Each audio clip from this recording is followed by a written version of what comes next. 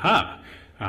Hello, I'm David. I'm the coordinator of the Maths Learning Centre, and it's summer semester 2018, and we're doing a revision seminar for Maths 1B. If you're watching this online, have a look in the links below, because I'll tell you exactly what time reference the various bits of the seminar are on, and you'll be able to find the bits you want. That's enough of looking at me. So, we had some things on the board, and I'm going to talk about Taylor series and errors and polynomial. Taylor series, polynomials, and theorem. He has 3 things named after him in this course. I ran out of space, but that's okay. So, okay, let me see if I can get this spiel right. Functions are what calculus is built on, and Taylor series polynomials theorem is all about trying to rewrite functions as polynomials. Because polynomials are lovely. We like polynomials. So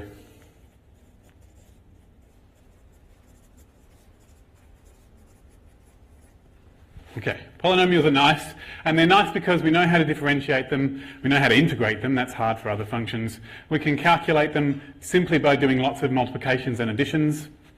You know, x cubed is just x times x times x, so for a computer, polynomials are quite nice to be able to calculate. And back in Taylor's day, before computers, they were much easier to calculate than pretty much everything else. Polynomials are nice. We understand polynomials. So there you go. So what we would like to do is we would like to rewrite all other functions as polynomials.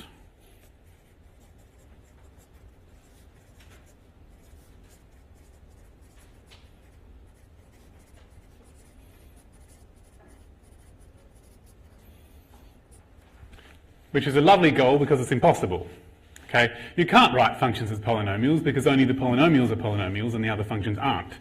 So what we're going to do is we're just going to approximate them as polynomials.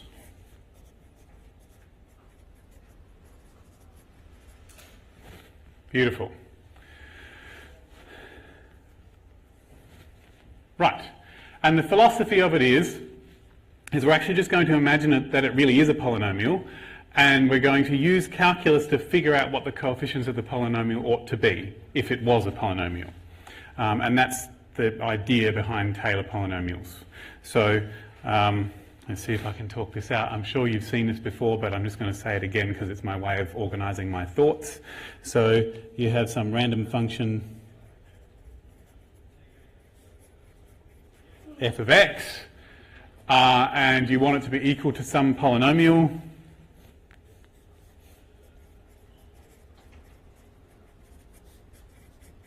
Which I will call p of x.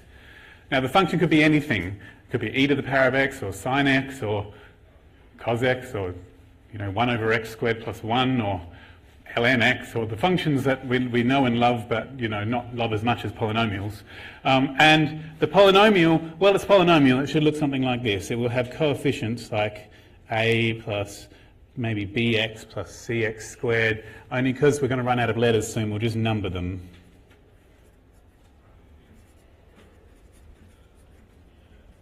And we'll go as far as we need to go.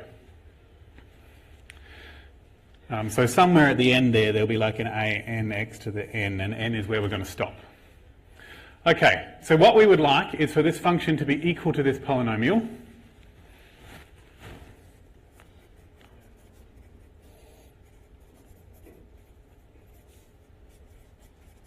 Suppose they actually are equal. Okay. Then if they're equal, their derivatives will be equal, and their second derivatives will be equal, and their third derivatives will be equal if they really are equal.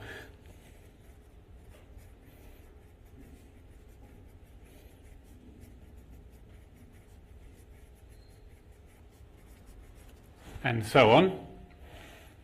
Beautiful.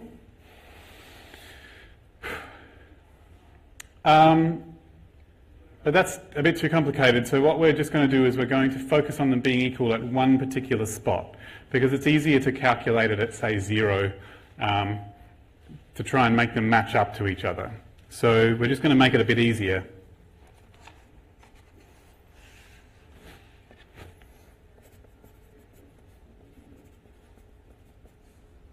No, ignore that.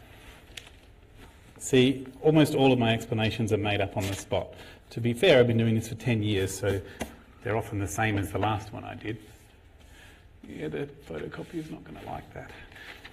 Okay, so if we want these to be true, well, let's just figure out what these are. We know that p of x is a0 plus a1x plus a2x squared plus a3x cubed and so on. And this one, when we differentiate it, that'll become 0, and we'll just end up with an a1, and we'll get 2a2x and 3a3x cubed and so on. And then when we differentiate it again, that'll disappear, and we'll have 2a2 and 3 times 2a3x and so on. And then when we go to the next derivative,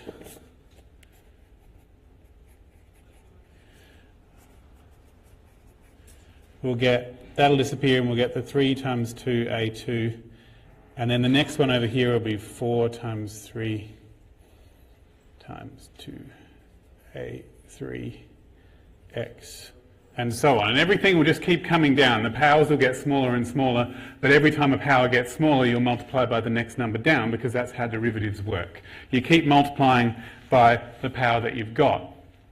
Sorry, this is a squared. That's a squared.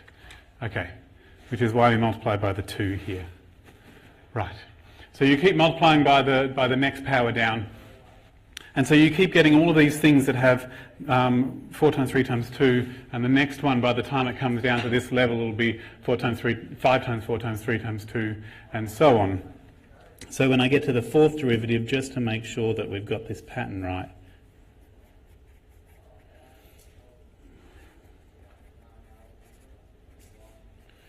and there'll be stuff here with x's in it, and so on. And we'll keep going as far as we want. And this is great. So our goal, remember, was to try and figure out what the correct coefficients are. And so if we look at this, a0, I could figure out what it is by subbing in x equals 0 into this. Because if x was 0, all of this would go away, and I'd just be left with a0. And if x was 0 here, I'd be left with a1. And if x was 0 here, I'd be left with 2a2. And if x was 0 here, I'd be left with, damn it, that's a 3. Really not doing very well, I'm sorry. Okay. Sorry about that. So if I sub in x equals 0, then I can figure out at least an equation that tells me what those coefficients are.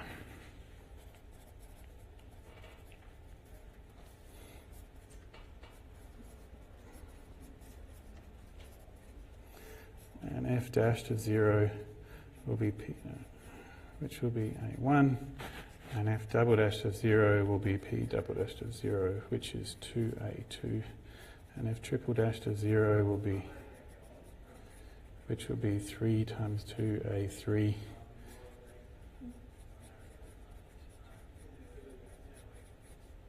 which will be 4 times 3 times 2a4, and so on. It'll all work like that. So what we're going to have to do is, I'll just ignore this bit in the middle. If we want to figure out what a4 is, we're going to have to divide the fourth derivative of f at 0 divided by 4 times 3 times 2. And we'll have to do it here as well. And that will mean that the correct coefficient is found by dividing what you get when you sub 0 into the correct derivative divided by the correct factorial. So a0 is f of 0, and a1 is f of dashed of 0, and a2 is f double dashed of 0 divided by 2, and a3 is f triple dashed of 0 divided by 3 times 2, and a4 is f4 0 divided by 4 times 3 times 2, like that. Okay, so if we follow that pattern, we get, so the nth a is the nth derivative at 0 divided by, well, n times n minus 1 all the way down to 2, but then we could times by 1 if we wanted, and we get the same as this. And so, ta-da, if it was a polynomial, then those would be the correct coefficients. That's not really a proof because it's not really equal to polynomial, but close enough. Okay. So we have two ways of dealing with the fact that my function isn't a polynomial. So one way is to stop and figure out how far away from the correct answer my polynomial is. And the other way is to not stop and just do it forever. There are two ways of dealing with the fact that my function isn't a polynomial. But before I get to that, this is what they call a Maclaurin polynomial. This was Maclaurin's idea to put in x equals 0. But what Taylor thought was, what if I shifted everything over to be at like 1 instead of 0? Well, then maybe everything, instead of being x, everything would be x minus 1 instead. Because that's how you shift things over to be at a different spot. And so that was Maclaurin, who did this with the 0. And then Taylor went, I think simultaneously to Maclaurin actually, like in a different country. Maclaurin was in Scotland and Taylor was in England, not very far away. So we could do, so what if we wanted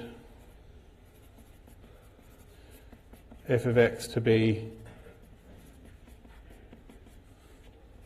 plus a2 x minus 1 squared plus and so on, like that. So it's like completing the square in a quadratic where you find the real centre by getting an x minus 1 squared in it, right? So we're just completing the cube and the whatever. So if you move something over to x minus 1, then the centre of it is the point that you're most interested in. I really care about the number 1, not the number 0.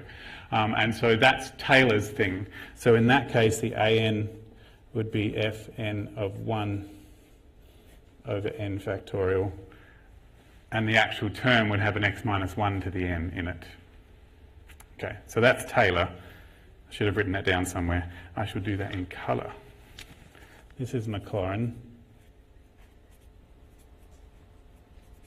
and this is Taylor. So, rightio. So technically, if you sub in 0, it's still a Taylor series. It's just that a Maclaurin series is a special kind of Taylor series. It's a bit like a square being a special kind of rectangle. Okay, cool. So I had to say all of that because I need to get it off my chest. So we're going to have two ways of dealing with it not being a polynomial.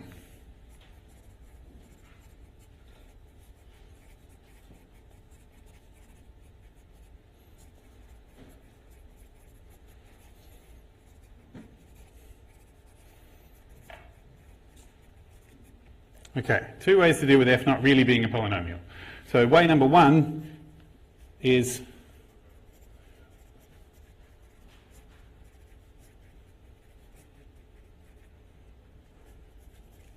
how far f of x is from the polynomial. Okay. So that's what we're going to do. That's way number one, which is what this whole error and remainder theorem is all about. So, let's just set it up again. We have our function x, and it's approximately equal to a0 plus a1x. I will put an a in here, plus a2x minus a squared plus blah, blah, blah, up to the nth one. Okay. So that little a that doesn't have a number on it is just a number. And we know what these a's with numbers on them are. We know that a is the kth derivative at a over k factorial. It's a nice university. It'll be even better when they finish it. So cool. So this is called here, this thing, all of this together, that's called Pnx usually, the nth Taylor polynomial of f at A.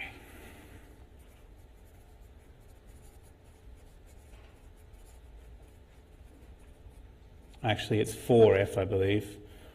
4f of x at x is equal to A. So just be careful. A lot of people, when they write assignment questions and exam questions, will say A is equal to 2 or something. But technically, A isn't actually part of the notation. It's just a placeholder for whatever number it is. So back here, this one would have been the Taylor polynomial for f at x is equal to 1. And there's no mention of A in that phrase.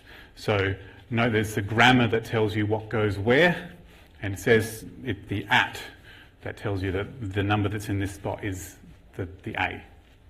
Some of them will just say A equals, but as a purist with mathematical grammar, it's not actually correct because A is just a letter. It's not part of the notation. So anyway, don't get me started on maths grammar. So that's what we've got here, and we want to know how far is this answer from the answer it's supposed to be approximately equal to. That's what we want to know. And imagine that you're Taylor, back in the day before there was even a mechanical machine to do addition and subtraction and multiplication for you. They did invent those, turn a crank and it would do the things for you. And long before electronic machines to do that for us. And we have to think of a way to approximate a function which we cannot calculate exactly and know how far it is from the correct answer when we don't know what the correct answer is. Okay, so you know that there's this number e, right? And you want to try and approximate e to the something, but you don't have e to you've only got it to like 5 decimal places. How are you going to do that? How are you going to, with a lot of work you could get a few more decimal places when you need to, but it's really hard to figure out the thing you want. And so you need to figure out how far from the thing you want you are without knowing what the thing you want is. It's a tricky thing to do. And that's what Taylor's theorem does. And that's why it's so strangely written, because it's trying to achieve something without knowing anything, which is really hard. So if you do a course called Numerical Methods ever in the future, it's all about that sort of thing. How do you figure out how bad the answer is when you don't know what the answer is? Okay, so here's how it goes. Taylor's theorem says that the difference between, now which way around does it go? I can't remember which way around the subtraction goes, if it's f of x minus p or if it's p minus f. There used to be a reason I knew how to do this. I can't remember, I'm going to have to look it up in the notes. It doesn't matter because we're going to do the absolute value anyway, but there is an actual definition.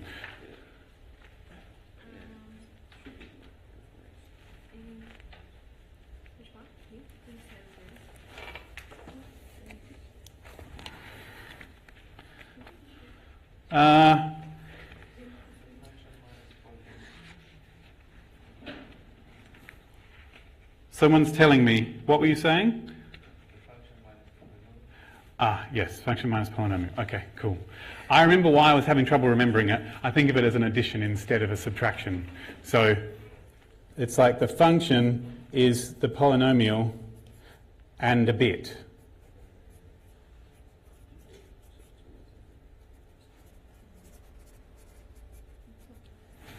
That's how I think about it. Polynomial and a bit, and so the bit is this minus that. Okay, it's easier for me to define it this way. Okay, now that bit could be negative because the polynomial could be above the function. All right, so the idea is that every x has an answer for this, and every x has an answer for this, and there is a correct answer for what this is.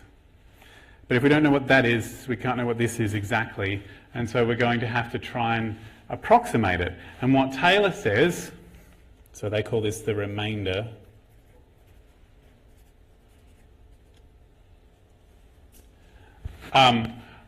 which is what and a bit means, it's the bit left over. So we want to try and figure out how big that is. And what Taylor did is he went, do you know what? That process that we use to calculate the coefficients of the polynomial, we're just going to do that again for the next one. So it's the next derivative divided by the next factorial.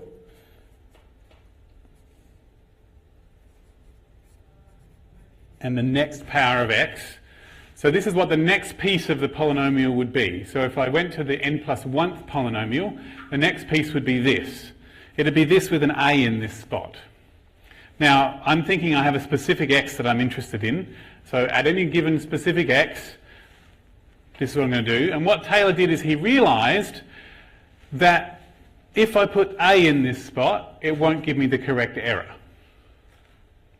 Because if it did, then my function really would be a polynomial, and what's the point, okay? So, but what he figured out is that he could put a different number in this spot, and it would be the correct error.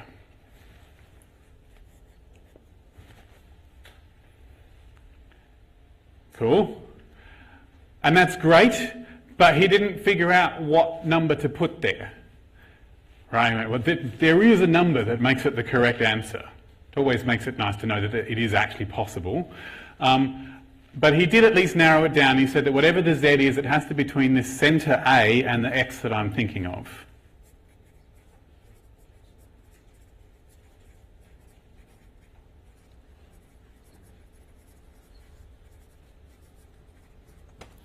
Now I can't say the traditional way of saying between, which is a is less than z, which is less than x, because I don't know whether the x is on the left-hand side of a or the right-hand side of a. So I'm just going to say between a and x, because that covers both, depending on which way round it is. So I'm just going to run with that. So that's what he said. Somewhere there is a z that makes this the correct error, and that z is somewhere between a and x. But I don't know which one. Thanks, Taylor. All right? We don't know which one, which is sad. But if I think about what all the possible z's that I could choose from are, then I could write down all the things that the error could possibly be, and whichever of them is the biggest is the worst case scenario. It can't be any worse than that. That's the thinking behind it. So what we're going to do is we're going to think this. Use all the possible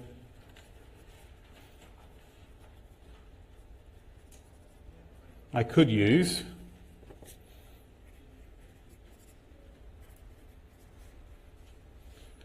And look.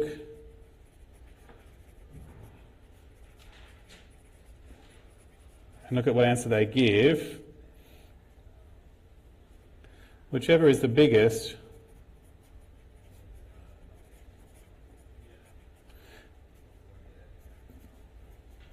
their error can't be worse than that.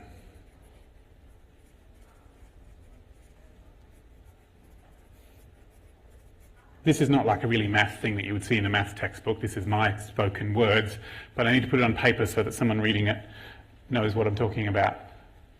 Okay, and that's pretty much it.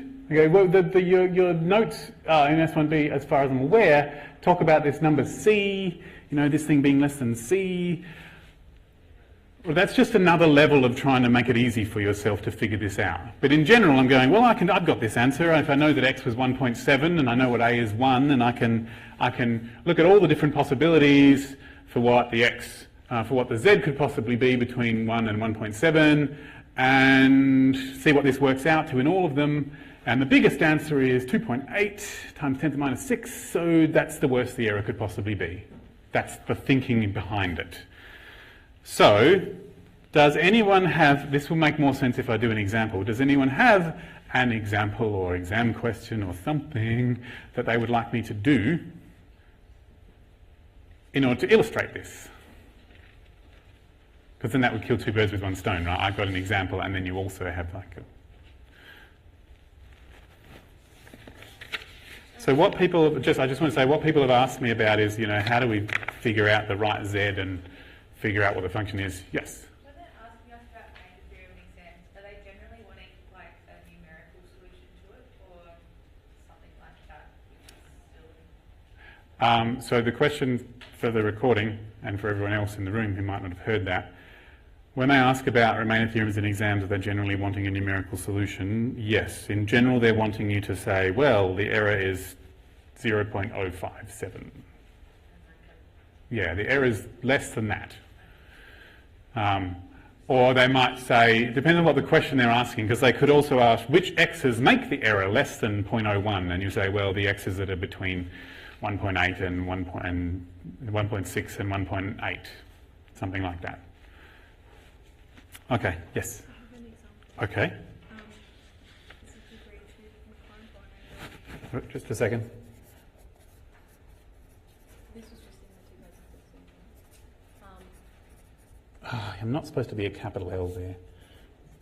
So degree 2 Maclaurin Polynomial. Of function f of x equals the cubed root of x plus 8. Is the x plus 8 inside? Yes.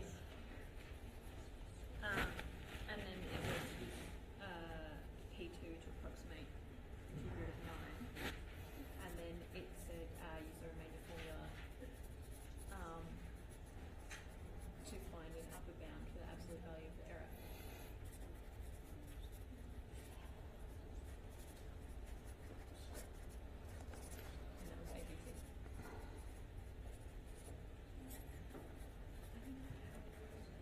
Okay, so they wanted you to find the degree 2 Maclaurin polynomial Yeah. and then use this degree 2 polynomial to approximate the third root of 9 and then use the error form, the remainder, to find the upper bound for the error. Okay, and this was 2016? Yeah. Semester what?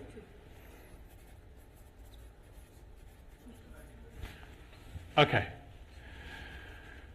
Right, so Maclaurin polynomial, you don't need to be told what the A is because all the Maclaurin polynomials are 0, so I don't need to know what the centre is. So degree 2 Maclaurin polynomial for x is equal to that is the same as saying it's the degree 2 Taylor polynomial for f at x equals 0. Okay, so let's see. So, now let's think about this. We're imagining that it really is a polynomial and that it has coefficients a0 and a1 and a2 because it's a degree 2, and those are calculated from the derivative. So I'm going to need to know the derivatives. I'm going to rewrite my function as a power so that I can do the derivative more easily. So power comes down by 1, power goes down by 1. 1/3 minus 1 is negative 2/3. Okay, excellent. And f double dashed x is 1/3 times minus 2/3 x plus 8. Now, technically I'm supposed to multiply by the derivative of the thing that's inside here because of the chain rule, but that derivative is 1, so it's all okay. Now, just a second. Minus 2/3 minus another 1 would be minus another 3/3, so minus. Okay. Now I'm just going to write now, I mean technically I don't need to know the third derivative to do this. I'll figure it out later. I need to know the third derivative in order to calculate this, so in order to do part C, but I'll get back to it later. So here's what we have. These are our derivatives. Being a Maclaurin polynomial, I need to figure out what the derivative is at 0.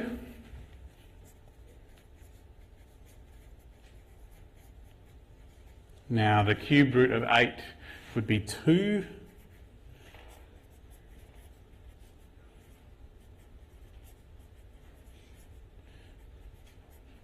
Sure, okay.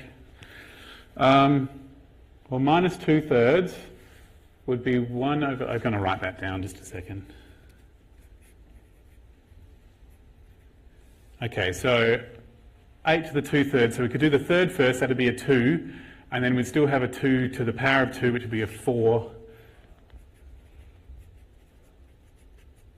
That's my 12th, beautiful. And f double dashed of 0 is 1/3 minus 2/3, 0 plus 8 to the minus 5. Oh, honestly. So what have we got? Minus 2 on 9 times 1 on 32. What's 9 times 16? well, that would be 90, and just a second, what did I say, 6 times 9? That'd be 54, so 144. Oh, that's cool. It's 12 squared. That's why I said it was cool. Of course it's 12 squared, because it's 9 times 4 squared. 3 squared times 4 squared. Yay! Numbers work. Okay.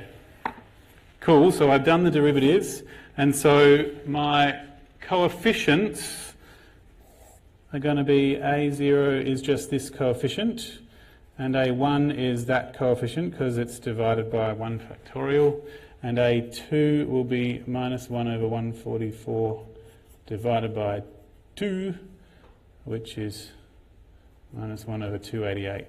Of course it is, and why would it not be? So it looks like my second Maclaurin polynomial is 2 plus a 12th of x minus 1 over 288x squared. That might not be the way you've normally seen it written, but I have real trouble keeping track of minuses if I don't do it each one step at a time. So I tend to do the derivatives, then the derivatives at 0, and then what the coefficients are, and then I know what the thing is. Okay. So that's part A. We have the second Maclaurin polynomial for f at 0 because it's a Maclaurin polynomial. Okay, cool. And now we want to know how close this is to the correct answer. So, all right. No, we don't. We want to approximate it. So what we want is the cube root of 9. So we've been told that the function I'm actually interested in is x plus 8. So this should be the cube root of 1 plus 8. Now 1's quite a big number in the scheme of Taylor polynomials. I reckon there's probably a way of making this work better and using a smaller number. But I don't know if that's what the lecturer intended or not, but I'm going to do it anyway. Because if I want a really accurate answer, I would like to use a number not, but this is my x is 1, right? I would like to use a number much smaller than 1 so that my error is better, because the closer I am to the centre, the better my answer is going to be. So I notice that if I do this,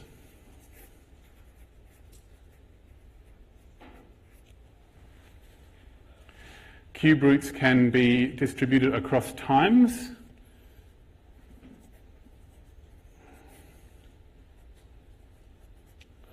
So I get 2 times the cube root of... No, it's bad, it's not going to work. It was a good idea, but we need an 8, so don't worry, ignore that. Sorry about that. It was a good idea though. That's usually the trick that you use to make your Maclaurin series work better. If it was x plus 1, then that's what I would have done. All right.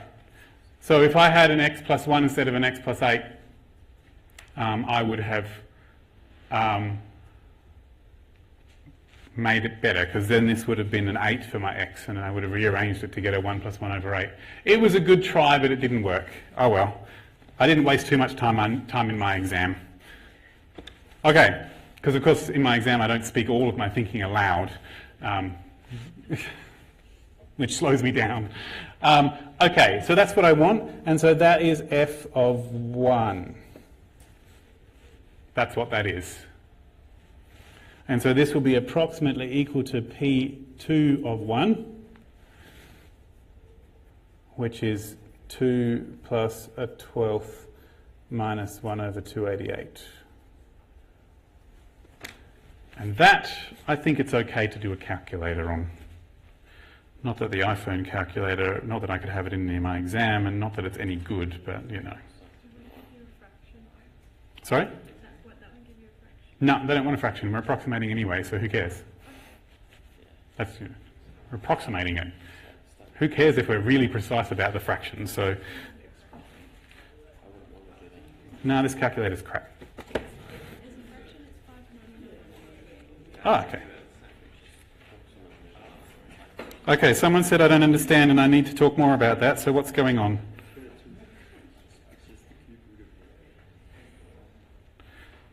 What's that about? Please talk to me because, you know, my whole job is trying to help you. So if I'm not helping you, I'm not doing my job. So talk to me about it. So we're trying to approximate the cube root of 9. Yeah. So how are we doing that? So, good. So trying to approximate the cube root of 9, how are we doing that? So we've been told we have to use this function, right? We have to use the Maclaurin polynomial we just made for this function. So this function is the cube root of x plus 8. So I need to rewrite my cube root of 9 as cube root of x plus 8 for some x. Because that's the function I've been given. I have to write it this way if I'm going to use the working that I just did in part A. And so I look at this and think, well, if it really was x plus 8, the x would have to be 1. It would be 1 plus 8. And so that's why I'm doing this part of the working and saying, aha, well, that's f of x with x equals 1. The reason I've done that is because I had to use this. If I really wanted to do the cube root of 9 with Taylor polynomials, I would probably choose some other way of doing it. But this is the way that we've been given. Actually, this is not the worst plan to do this sort of thing. Do it as a Taylor polynomial and your function being x plus the nearest cube that you know how to calculate. Does that make you feel better? Okay. So there we go, that's what it is. I wonder what the real cube root of 9 is, but I'm not going to worry about that because I may calculate it. But the story here is that we don't know what the real cube root of 9 is. That's the story of Taylor polynomials. Okay, so part C, that's good. I've done quite a few different levels of different kinds of equal signs, so I should probably say, so the cube root of 9 is approximately equal to 2 point. I don't know how many decimal places to do it. Let's do it to 2 decimal places.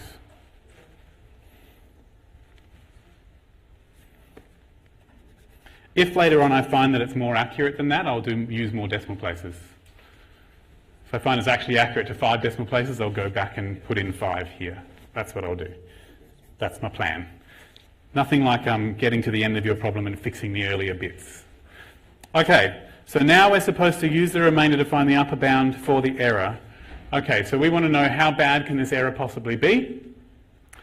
So we know that f of x is p2 of x plus the remainder 2 of x. And to get the second remainder, I need to go to the third derivative.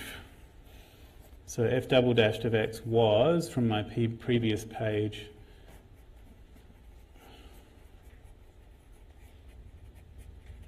so I need the next derivative, minus 5/3 x plus 8, and we go down another 3, so 8/3. I might actually figure out that a little simpler before I go any further. So we got 10, 27. Okay. I've crossed pages, so I should probably say what I'm doing. Okay, so to figure out the remainder, I'm going to need to know what f triple dash of z is. Not that it's really any different, but it's exactly the same. But I feel better about writing it. And so therefore, the remainder is f triple dash of z over 3 factorial x to the... Because it's Maclaurin, isn't it? So it's x minus 0 to the 8. Yes, that's good. I've got that right. So we get 10 on 27.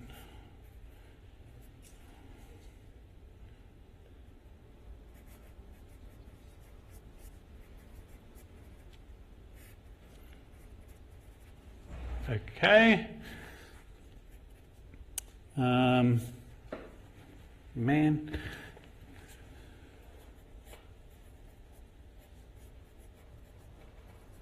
Now I find it easier to write my negative powers as positive powers but in a different spot, so to see what's going on. So that's where I am. That's the second remainder. Now what am I interested in? I was doing, if we go back to the previous part, I was doing P2 of 1, so my x is 1. So I'm really interested in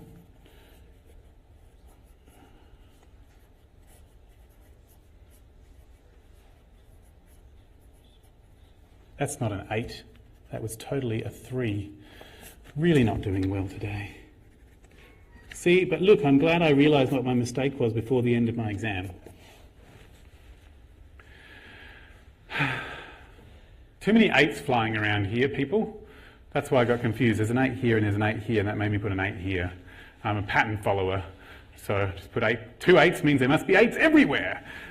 But it's actually a 3, because it's supposed to be one more than that. That's R2, and this should be a 3. Okay, so 1 to the 3.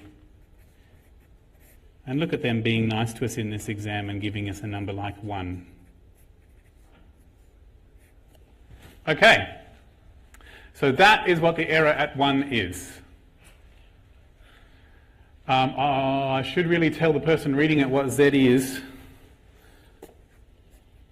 For some Z between, what, 0 is the centre, isn't it? Yep. So I've put it in the set between 0 and 1. I can say that now because I know which order they're in. Okay. So this is what the error is as long as I pick the correct Z. So if I look through all the possible values of Z and attempt to reason out what the various values of R2, 1 could be based on what the Z is, and I pick the biggest one, then that's the worst the error could possibly be. Yep? Why is the Z open bound? Taylor's theorem says that it's always exactly between and not at the two ends. And it's because it's based on the intermediate value theorem / mean value theorem, which all have the same behaviour. Plus, I think if you do sub in Z to be either end, it's just the wrong answer. Yeah. If you sub in Z to be A, it's not going to work because we knew that wasn't going to work. Z can't be the centre because we knew that wasn't going to work to begin with because it wasn't a polynomial, so it definitely can't be 0. And if you sub in the end that you're at, I think it turns out to be just too big anyway. Or too small, I don't know. So this is what we have. So we need to think of all the possible Zs. So Z is between 0 and 1. And we look at this and we think about what values this could possibly have when I choose the Zs between 0 and 1. So 5 on 81 Z plus 8 to the 8 on 3. Okay, so that would be smaller when the bottom is bigger, and the bottom will be bigger when Z is bigger. And so that would be bigger when the bottom is smaller, and the bottom is smaller when Z is smaller. And so I need to choose the smallest value of Z to find the biggest value for this. So it has various values, but the biggest, I should probably write it the way I would in an exam. In my head I say it has various values, but the biggest is this. Has largest value when Z plus 8 to the 8 on 3 is smallest. So choose Z equals Z to be 0. Because when it's 0, Z plus 8 to the 8 on 3 is the smallest it can be. And someone said, why? And that's because Z plus 8 is 8 plus a bit, right? And if that bit is bigger, then 8 plus a bit is bigger. So I'm adding, oh man, my pencil just doesn't work. I'm adding, sorry, I'm trying to make my sharpener work and think maths at the same time, and it's not working. Right. If Z, so let's try a pen. Okay, so what I'm thinking is that any power of something is an increasing function, a positive power. So this could be any number at all. It could be a half, it could be 2,000, it could be 0.01. Any power is an increasing function. And the thing inside it is Z plus 8. And so to make this the smallest it can be, I need the thing inside it to be smaller. Because, you know, if I raise something to a power, if I put a small number to a power, it will be smaller than a big number to a power, to the same power. That's the idea behind it. So if that was 8/3 is about 2, right? So if I did Z plus 8 squared, and I put a bigger number inside the squared, it would be bigger than if I put a smaller number inside the squared. And I need this to be as small as it can be so that when it's on the bottom, the fraction ends up being as large as it can be. Because if I divide by a small number, then the answer is bigger. Yep. Yep, just wait. I'm going to choose Z equals 0, and then I know it will definitely be bigger than it'd be bigger than all of the possibilities. So the question you said is, well, Z isn't allowed to be 0. You're right. But Z is allowed to be 0.001, right? And 0.0001.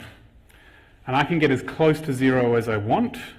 And I need a number that's definitely more than all of those possibilities. So if I choose Z equals 0, that will make the error bigger than anything it could possibly be.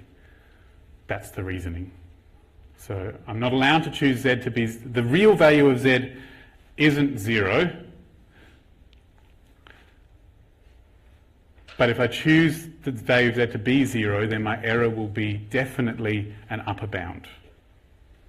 Because if I chose Z to be 0.01, then the error is bigger at 0.001, and I haven't got the biggest possible error. So no matter how close to 0 I get, I can always make the error a bit bigger, so I choose it to be at 0, so I definitely can't make it any worse. Yeah. So in short, even though Z isn't allowed to be 0, you are allowed to choose it to be one of the endpoints in order to make sure you cover all of the possibilities. Because if you don't choose it as an end at one of the ends, it usually doesn't cover all the possibilities. And so, the error at 1 is less than or equal to what the error would be if Z was 0. Like what this calculation would be if Z was 0. This calculation is only the error for the correct value of Z. And if I choose Z to be 0, well, that calculation is definitely more than the error. That's the reasoning behind it. And so that is whatever it is.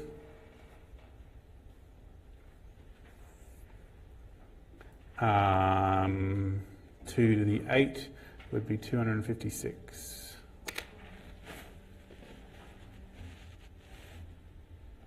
Yes, it would. I know this because 2 to the power of 10 is 1,024.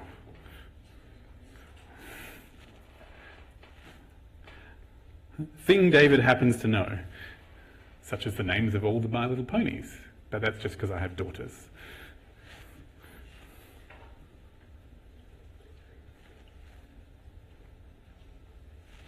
It'd be really cool if I could say that I know that 2 to the 10 is 1,024 because I have daughters. That'd be cool.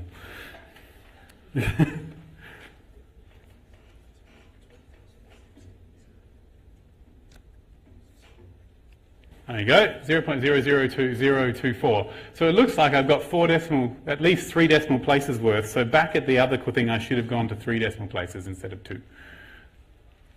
Because, yeah. So back here, I should have gone here to 3 decimal places to match the error that's here. Yay! No point going further than that because I don't know for sure if the error is any better than that.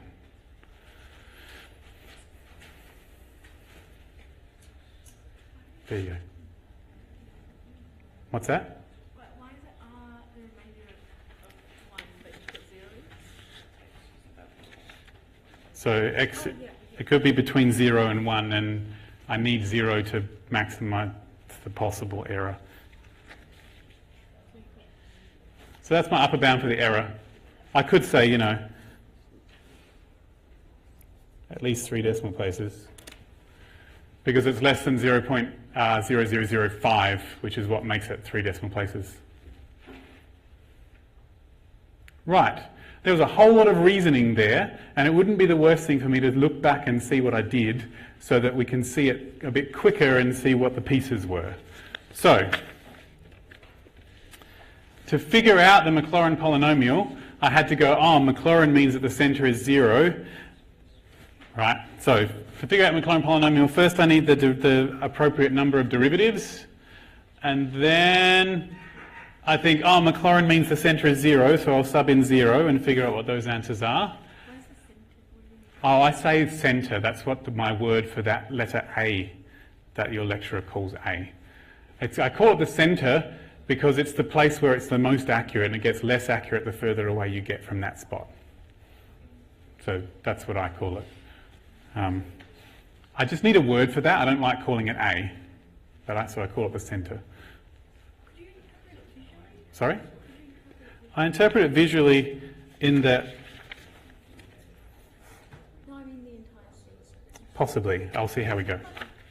Okay, so at the centre, which is 0, because it's the Maclaurin polynomial, I figure out what that is, and then I have to divide them by the appropriate factorial, and then that gave me the polynomial. Okay, so that was 3 steps to get me the polynomial. Find the derivatives, sub in the centre, which is your letter A, and then divide by the factorials, and then you can put it together to make the polynomial. And then I had to figure out had to use that polynomial to approximate something, and the thing that I had didn't look like the function that I had just used. And so I had to make it look more like the function I just used. Currently it just looks like the cube root of x, but my function was the cube root of x plus 8, so I had to make it look like x plus 8. And then I was able to say, aha, that's f of 1, which must be approximately f of 2 plus f of p2 of 1, and I can use that to calculate it by subbing it in. Probably I should have, just to make it completely obvious, put the 1s in.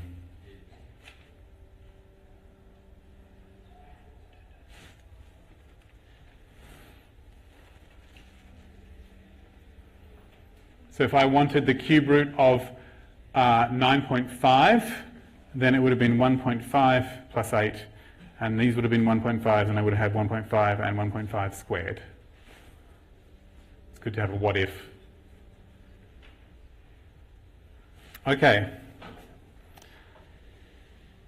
And then just for the purposes of the person reading it trying to find my actual answer, I wrote it down again, because it's not the worst thing. And then to do the error, I had to figure out how far away the polynomial is from the real function, and to do that I needed the next derivative, so I just went back and wrote the previous derivative so that I could find the third one. I needed to sub in z and divide it by the appropriate factorial and multiply it by the appropriate power of x, and that gave me a formula for the error, only I didn't know what z was, so I subbed in the x I was thinking of, and I didn't know what z was, so I had to reason about how big this could be depending on the various values of z.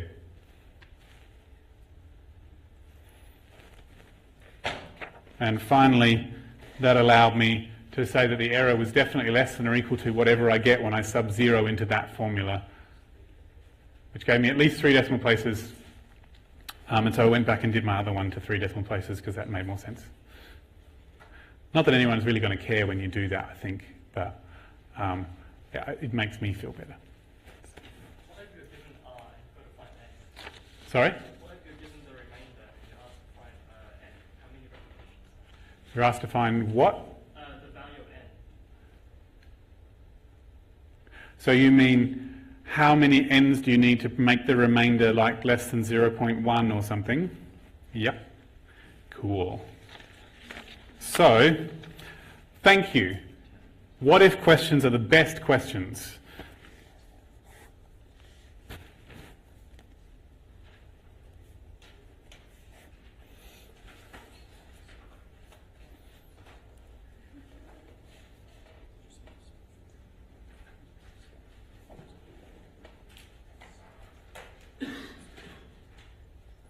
So what if you knew the remainder and had to find n? Do you have a specific example of that you're thinking of? Can you just repeat the same one then? Okay, we'll do that one. It's going to be tough, but we'll give it a go. All right. So we'll continue with this one. So what if we said, here we are at 1. Yep. So for the same example,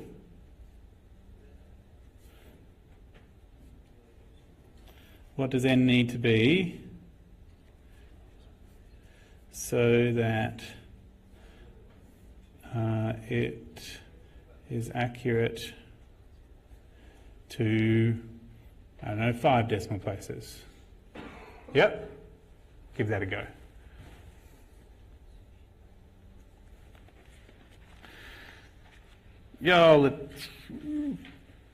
I might make that number a bit bigger because I have a feeling that it's going to get quite accurate quite quickly, so I'm just going to make it into an 8 because I can do that from a 5. Okay. Wouldn't it be nice if you could change your exam questions? I would change it to a 2 and then I would say, well, 2. Because we already had 3 decimal places. Yay! Anyway. Okay, so what we're being asked to do is that we know how to find Rnx if we know what x is. So if we know what n is and we know what x is, accurate 8 decimal places at x is equal to 1, right? That's what we want. Okay, so we know how to find Rn of 1 if we knew what n was. So we're going to need a formula for what Rn of 1 is no matter what n is, so that we can try and figure out what's going on there. So I'm just going to write all my things down because my goal is I'm going to need to figure out a pattern for these derivatives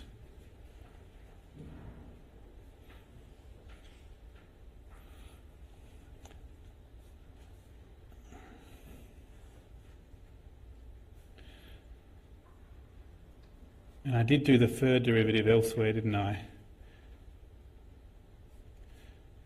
Okay, so it is very important to me when I do this that I do not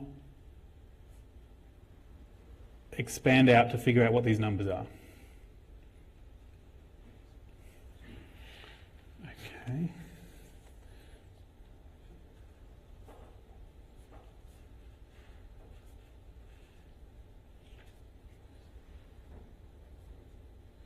I do not like these numbers. I would like that to be made known right now. Okay, so my pattern going from one to the next is that this number here goes up by 3, like that we started at, well, once we get to the 2, so 2 to 5 is 3, and 5 to 8 is 3, and 8 to 11 is 3. I notice that when I've got the fourth derivative, there's 4 3's here on the bottom, and at the third derivative, there's 3 3's here on the bottom. On the top, we have 3 minuses when it's 4 and 2 minuses when it's 3.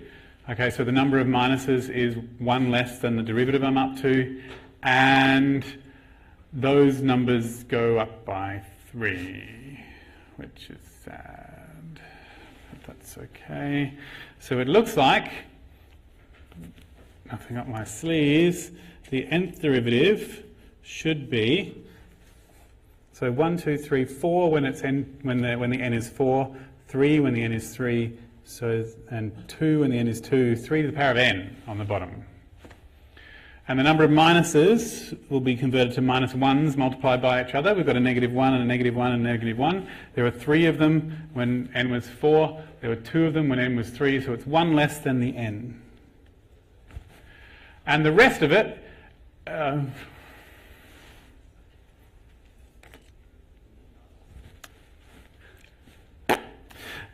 figure that out in a second. Well, you know, it's 2 times 5 times...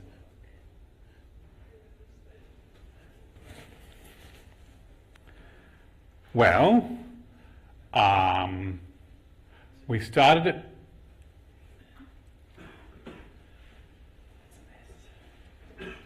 Wait. It's all good. We started at 1, then we went down 2, and then we went down 3, and we went down 3, and went down 3, right? So if we started at -1 and went up 3, that'd get us a +2, and then we go up 3, and that gets a +5. And so the number of 3's that we've added, so we added 1 3 to get to 2, and we added 2 3's to get to 3, and we added 3 3's to get to 4. So it will be 1 plus n minus 1 times 3. Yes! That's how many 3's I added. Yay! Wait, so you still have to say that you start with 2 and then 5? Yeah, probably. I'm feeling good about this. I reckon it works. Okay, so the bit before the brackets. Here, Yeah. they go down by 3's. Yeah. But doesn't the bit in the brackets say that? No, because this is only the last one. Right. And the one before that is like n minus 2, and the one before that's n minus 3. This is a bad one, I'm sorry. It's just nothing I can do about it. And this is why I should have picked a better example. And this would be 3n minus 1. Right. Whew. There you go. That's some high-class guessing what the nth derivative is, I can tell you. Unfortunately, I'm not going to be able to make this into something that's going to be working for me. I'm sorry. Yeah. So what I want is for this, when I put z in, to be less than 5 times 10 to the minus 9. And I'll just have to keep trying until I get it. Okay. So that's just I'm going to bear with it. I'm just going to, if you don't mind, call this here stuff. So the nth remainder at x is -1 to the n minus 1 times whatever this stuff is, over 3 the n times x plus 8 to the 3n minus 1 over 3. And so Rn1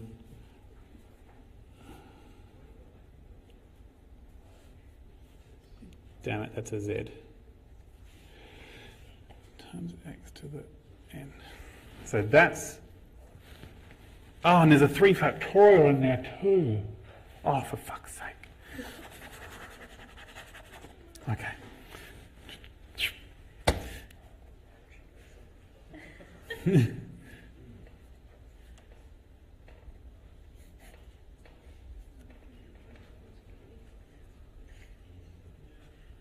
Okay, that's what I've got there for, I'm just trying to remember what the stuff is. I'd like to see what happens if you put stuff in an exam like that. I don't know if it would be acceptable, but you would get something for it, right? Yep.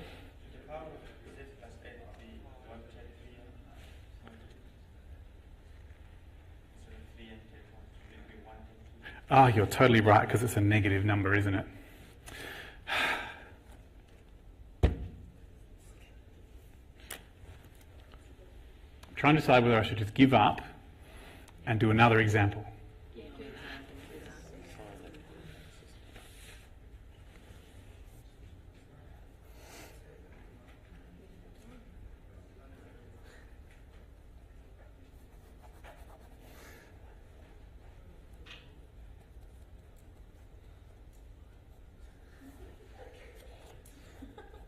It's my surrender flag. Right.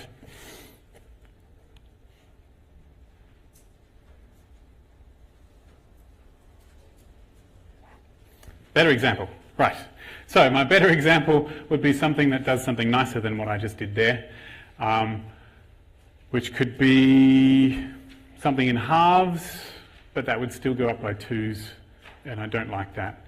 And so I want something that goes down by 1's. So there's a classic -1. I don't want something whose derivatives are too crazy. Oh, how about we do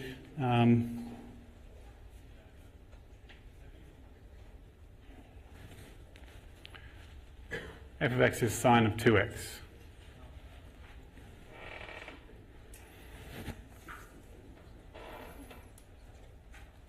So at x is equal to pi on 4. Really? Yeah, 6 I'll go. X is pi on 6. Approximate f of x with and that's the nth. Do I do a Taylor or a Maclaurin? I'll do a Maclaurin.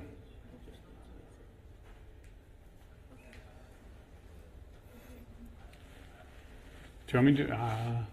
I'm trying to illustrate something, and I don't want it to be too complicated. Okay. Let's approximate that with the Maclaurin polynomial. Does n need to be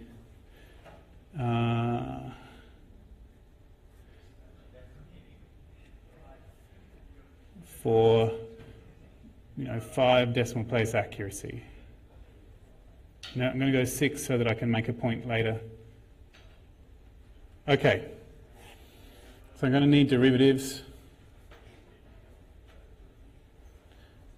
Dashed x is plus 2 cos 2x. F double dashed, there'll be another 2, and only it'll be a minus 2x. F triple dashed x, there'll be another 2, and the fourth derivative, there will be another 2, but it will be back to positive again. Okay. Good. And I'm supposed to find a pattern with this, and there's actually like a cycle round with 4 of them, right? It goes plus minus, it goes plus minus minus plus minus minus, and they cycle round between cos and sine, which is sad. So I think I might decide, before I decide what the formula for this is, for the nth derivative, yeah,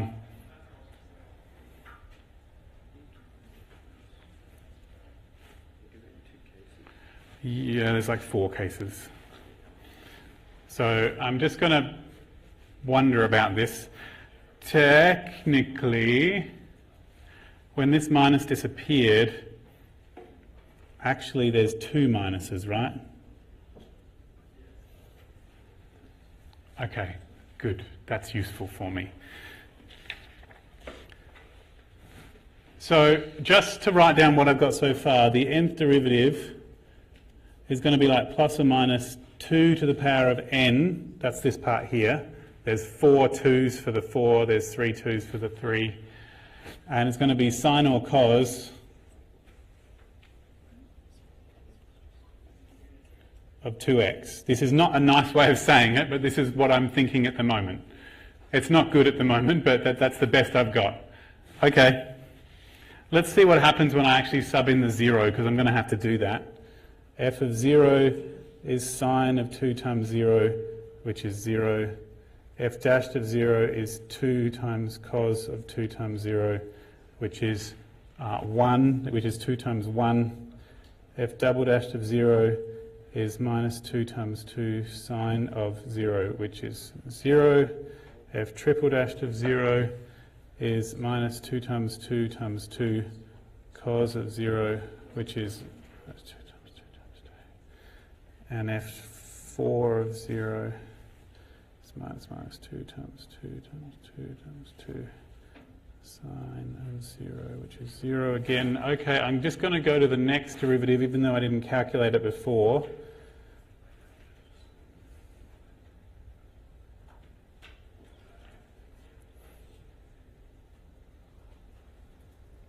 Okay, so that's like 2 to the 5.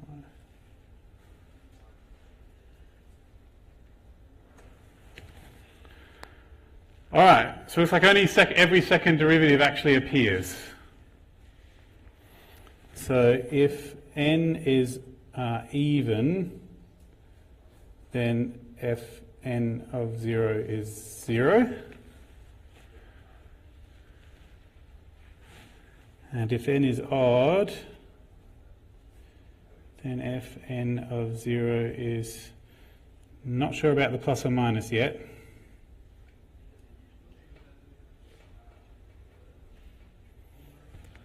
Right, so we've got a 2 cubed, a 2 to the 5, it's plus or minus, don't know whether it's plus or minus.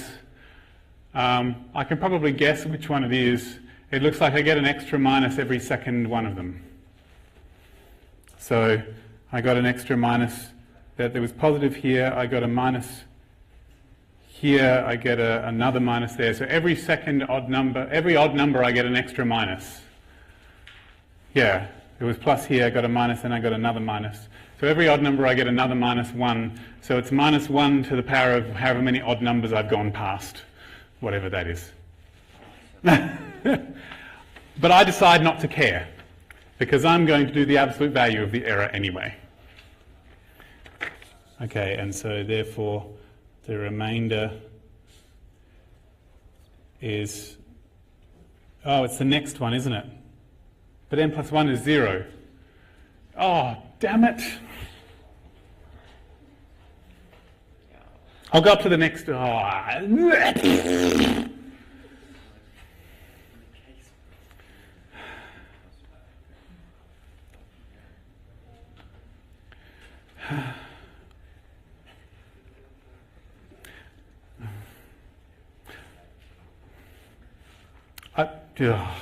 I'll just a second. If every second term is 0, that means that the third Taylor polynomial is the same as the fourth Taylor polynomial, because the fourth one has a 0 for that coefficient. So if we found that n was, say, 7, then if we found that we needed n to be, say, 6, then we actually only need n to be 5. Does that help me?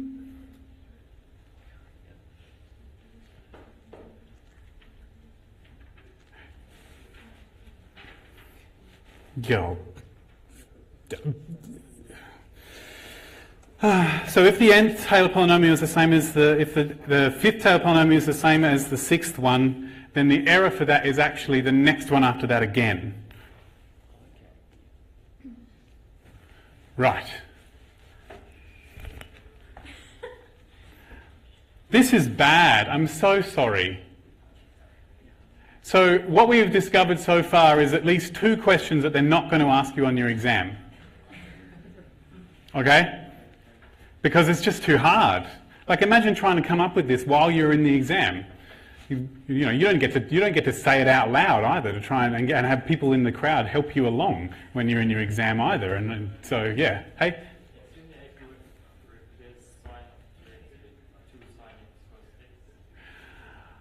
Sine of 2x with 2 sine x cos x. Wouldn't that make it harder to differentiate? Because then I'd have to do all those fabulous product rules.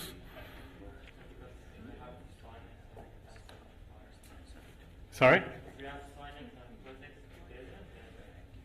Oh, okay, and so with the sine x and the cos x together, you can have the odds and the evens, both of them, maybe? Because the sine gives me the odd ones and the cos gives me the even ones. All right, I'm going to white flag this one too.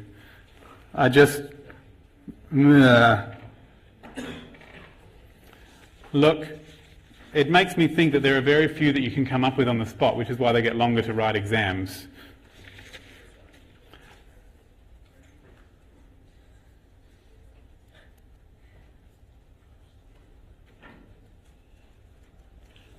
Okay. But my big advice for all of this is do as much as you can. If you're in an exam and you get something like this, do as much as you can and write everything down that you can think of and then leave it at that. Okay, because it's better to do something than nothing.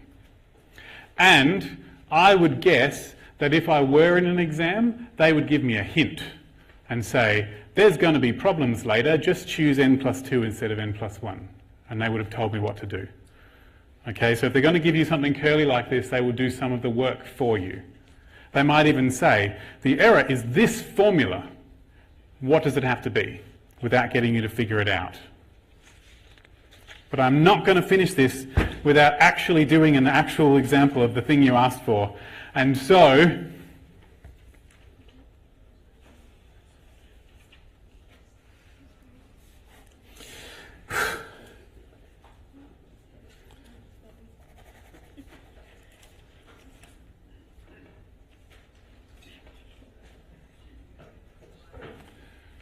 this is totally one of the assignment questions, but, you know, whatever. No one watches these until they're studying for their exam, so it'll all be okay. If you, person studying Maths 1D, are watching this before your exam, and whatever. Just don't tell Adrian you watched it. Right. That's 1 over x plus 1, which is x plus 1 to the minus 1. I'm going to put a 2 there just because I'm bloody minded. You get a 2 when I differentiate it, times 2. Okay, so I've got my 2, it's still there. I've got a 2x plus 1 times minus 1 and then to the minus 2, but then because of the chain rule, I'm going to have to put a 2 there again. My third derivative, I've still got this 2 and this 2 and this minus 1. 2x plus 1. Okay, I'm going to have to times by the minus 2. And the power will go down to 3. And then I'm going to have to times by another 2. So what have I got? I've got 2 times 2 times 2, a minus 1 and a minus 2, 2x plus 1 to the minus 3.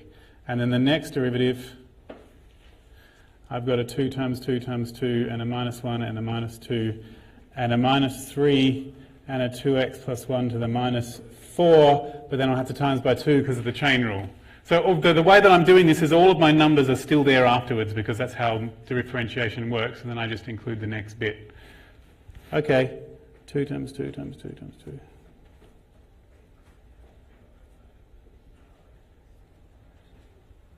All right, so that's where I am. I reckon I can guess the pattern now.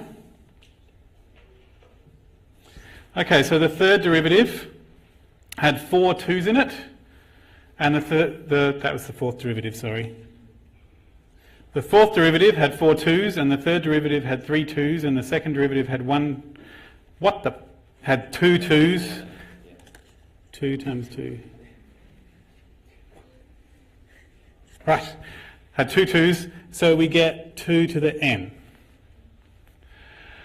And the fourth derivative had 3 negatives, and the third derivative had 2 negatives, and the second derivative had 1 negative, so we get a negative 1 to the n minus 1. Because they each have 1 less negative than the derivative that they are. And the 1 times 2 times 3 is 3 factorial, and the 1 times 2 is 2 times 2 factorial, and the next one's going to have a 4. So the 4 had a 3 factorial, the 3 had a 2 factorial, so we get an n minus 1 factorial, and we get a 2x plus 1 to the minus n. Yay! This only starts at n equals 1, right? Because the 0th derivative, it does not look like that. Okay, so, good. So I think this is the part where you got the negative 1 to the power and minus 1. Yep. So this is 1, 2, 3 negative 1's. And the 3 is 1 less than 4. And there's 1, 2 negative 1's, and 2 is 1 less than 3. So the way I actually do that is I'm counting how many things are there and comparing the count that I got with the number that the derivative that I was up to. And that's why I don't multiply everything out, even though it means that I have more working. because I can just count to know whether it's a minus 1 to the n or n minus 1 or n plus 1, and just count how many are there. And so the next derivative, which I'm going to need for the remainder, I'll put everything else up by 1. Okay, I put n plus 1 instead of n. The n became an n plus 1. The n minus 1 becomes an n plus 1 minus 1, which is an n. The n minus 1 became an n plus 1 minus 1, which is an n. And this n became an n plus 1. I need it in brackets so that the minus applies to all of it. And therefore my remainder term will be this divided by n plus 1 factorial, but with a z instead of an x. You right?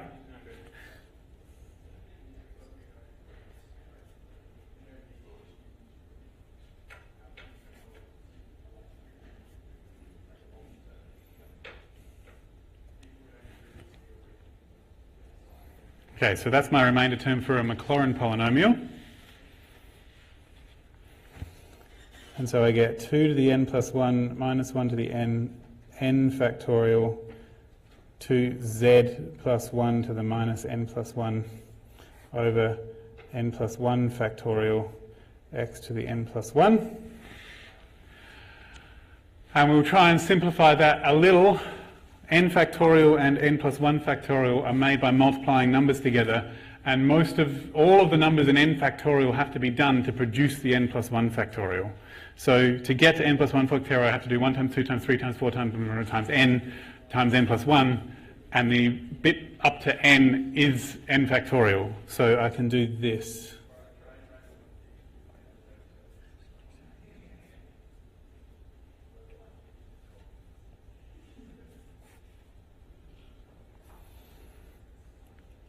Oh, I really should have done this all in one move, actually. I'm just going to move that negative power to the bottom so that I can see it better. Okay, that's my remainder.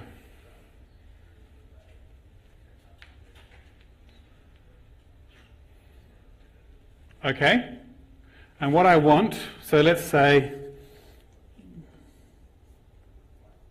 what does n have to be for Pn of, why not, 1 to estimate f of 1 to 8 decimal places. Okay. Yep.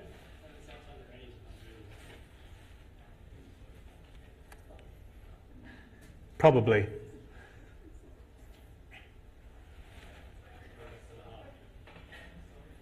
So the 2x plus 1 has to be less than 1, right? So x has to be kind of small. Sure.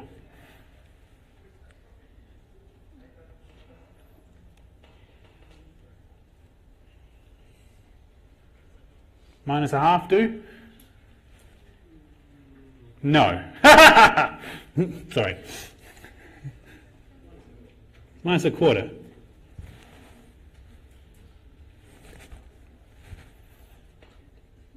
Minus a quarter, that's what we're doing. Okay, cool. So ln's really bad. The further away you get from the center, the really bad it gets. Like, yeah. You can do the Maclaurin polynomial, you just won't get anything good, right? Okay, minus a quarter. Sure. So Rn of minus a quarter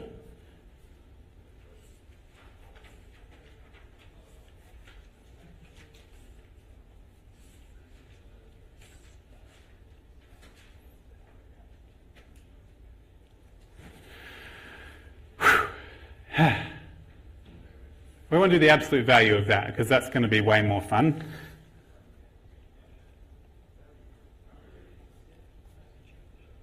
Now minus 1 to the n, regardless of whether it's plus 1 or minus 1, when you do the absolute value you get 1, and so that's going to be gone. Minus something to whatever power, when you do the absolute value the minus is going to go away, so I can ignore that.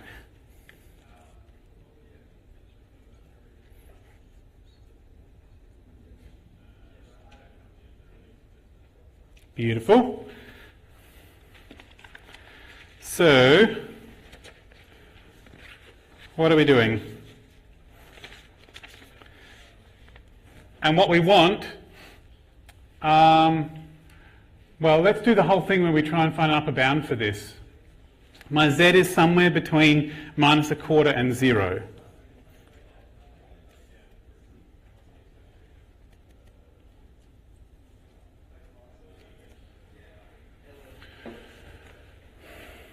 So the thing on the bottom there, if we want the whole answer to be bigger, we want the thing on the bottom to be smaller, a smaller answer, sure.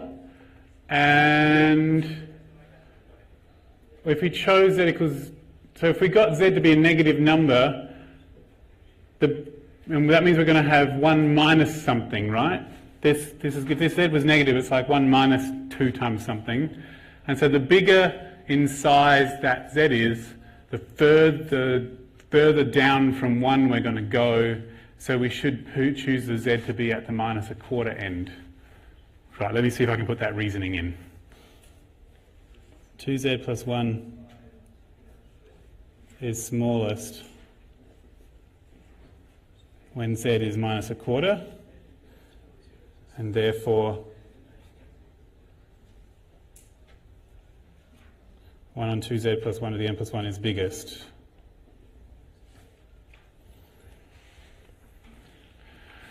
And so the error is less than or equal to what I get when I put -1/4 into this.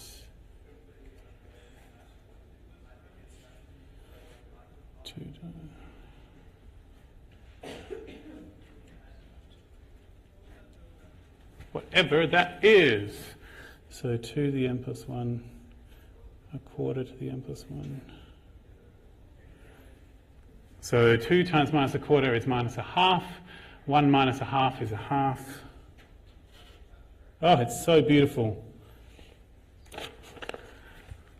I feel, yay. Look at those two. Well, if you have a 1/2 on the bottom of a fraction, it becomes a 2 on the top, right? So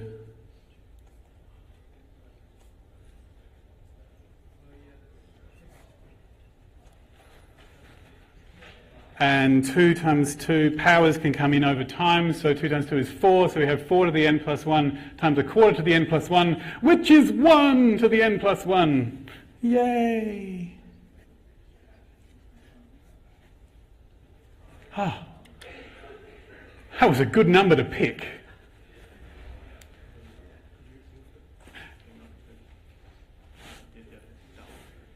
I can fit it all on the screen at once if I'm careful.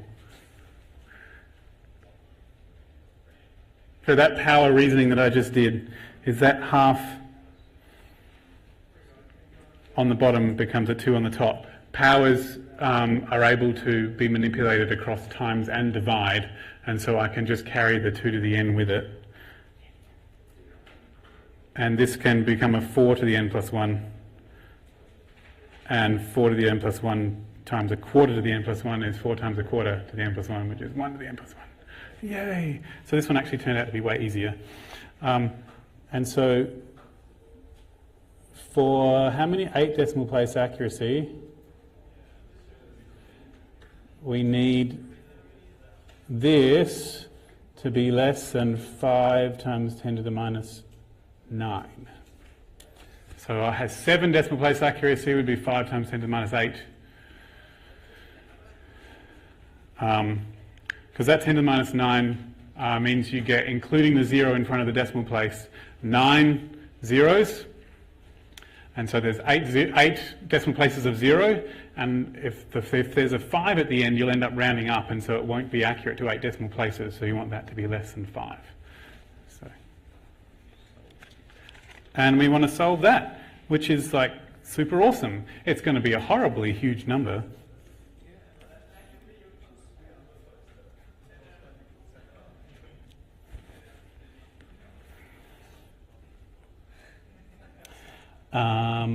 Well, let's see. A fifth is 0.2.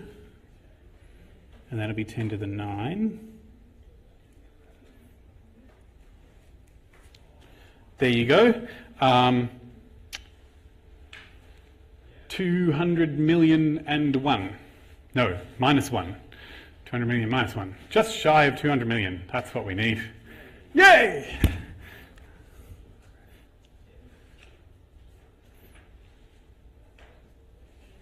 Because it's strictly greater than, right? 200 million.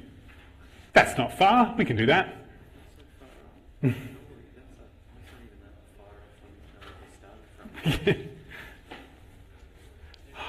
Okay, so just as a what if, often... Quick question. Yep. So I just missed where the 5 came from, if the 5 times 10 to the 5. It goes like this. So if I want to the nearest whole number, if I'm within half, like here I am, here's a whole number, maybe 3, and here's the other whole number, 4, right? And so, and there's 3.5. If the distance between my number and the nearest whole number is... so if I'm here, I'll round to the 3, right? And if I'm here, I'll round to the 4. And so the nearest whole number is less than half away from where I am. So if the actual number I'm interested in here, that's f of x there or something, if the number I'm interested in is less than half away from 4, then it will be the nearest whole number. So that's the idea behind it. That's where the 0.5, right? If I want 5 decimal places, this will be at, this 3 won't be a 3, it'll be a 0.0003. And there'll be a 0.0004 and a point, and between them a 0.0035. So that 0.5, you need to be within half of the size that you're looking at. So if I wanted to 3 decimal places, maybe I've got 3.108 and 3.109, and this is 3.1085.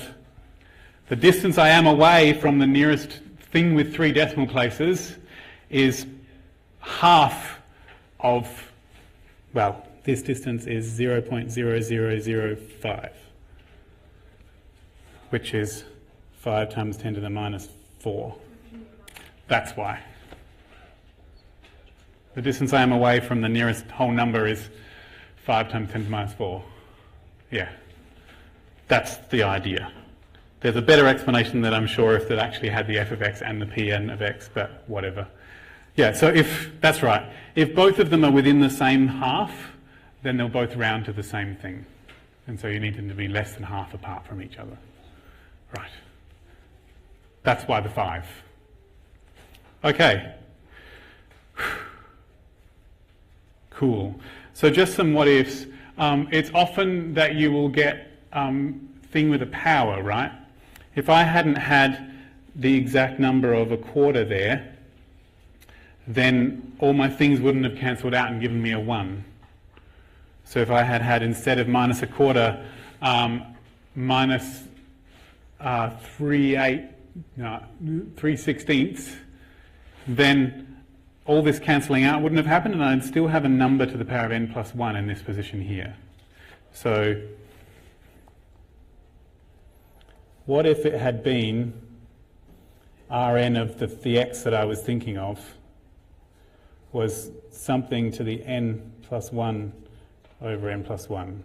What if it had been that? In that case, well, it's harder. So we're going to have thing to the n plus 1 over n plus 1 is less than 5 times 10 to the minus 9. And powers and division with the n in both do not play well.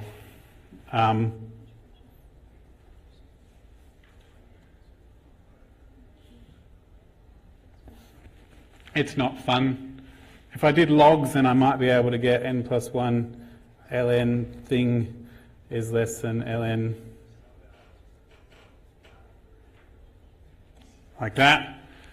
and I could divide both sides by the ln. So if I just sort of ignored this bit, I might be able to figure out an answer for what n might be. Note that this ln thing is usually negative, so when you divide by it, you end up with a greater than. So you might have n plus 1.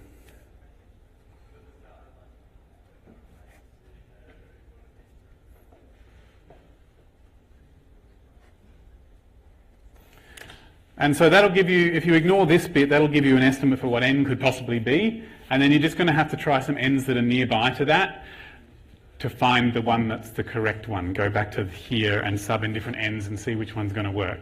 This is my way of trying to figure out what the nearest n is, but yeah.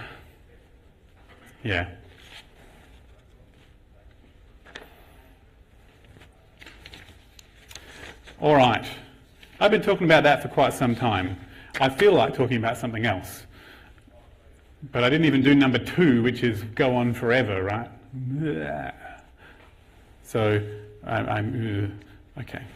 I'm just going to find my various crappy and not so crappy examples. Okay. And then I'm going to do just the moral of this tale. What is the moral of this story? So the first moral, which is for me, is don't try and do Taylor series error things off the top of your head in revision seminars. Really should have learned that by now. And for you, well, write as much as you can. You know you have to find the appropriate numbers of derivatives and try and find a pattern. So find derivatives if you're asked to do this. And if that's all you can do, then at least the person reading your exam knows, well, they know that derivatives are involved. So that's a good start. Okay? It might make the difference between a distinction and a high distinction, or a fail and a pass, whatever. It depends on what you're heading for, what your goal is, how high you've set your heights, sights, how high you've set your sights. Yes. Also, that same reasoning of trying to make the error biggest by making something else bigger or smaller is appropriate everywhere. So do it wherever you can. And you'll notice across my several examples, sometimes it happened at the centre, like the letter A, the 0 or the 1 or whatever it is, and sometimes it happened at your X. It happened at, yep. We don't need C. Sorry? We don't need to think about C. I didn't think about C. So someone's asking, you don't need this C. That C is saying, cool, some functions, when you say, yes, I do need to choose the Z to be equal to 0, and then you put 0 in and you go, sure, what's ln of 11? You go, I don't know what ln of 11 is. And so you go, well, it's totally less than 4, so I'll just put 4 instead. That's the idea behind that C. So you don't, because we're just approximating, suppose you had to do this one with a sine and you found out that you needed sine of 2z and your z had to be pi on 6. And so you'd need to know what sine of pi on 3 was. But the whole point is we're trying to find out what sine of pi on 3 is. So you just go, well, it's totally less than 1, so I'll just stick 1 in there. That's the idea behind that C that's in the notes. So we're being approximate anyway, so let's just go full bore on the approximation and just pick a number that we know is more. Okay. Right. So the only thing, like the other moral is that you should always look for a moral, right? When you watch one of these revision seminars or you're sitting there yourself and going, oh my goodness, a whole lot of stuff is happening, you need to sit down and go, what did David actually do? Which bits of it are common to all the examples? Maybe I could try and do those things myself. Which bits of it did David say, please don't do that, that's not going to get you anywhere because look, that was crazy, listen to those things. But find something to get out of it that will get you that bit further than you are. You don't necessarily have to understand the whole thing at once. And there's always a Maths Learning Centre and you can come and slap me for being confusing or something, you know, if that makes you feel better. I shouldn't really tell students to cause pain to their lecturers, but you can at least tell me off. You say, David, that was confusing, and I can say, yeah, totally. Okay.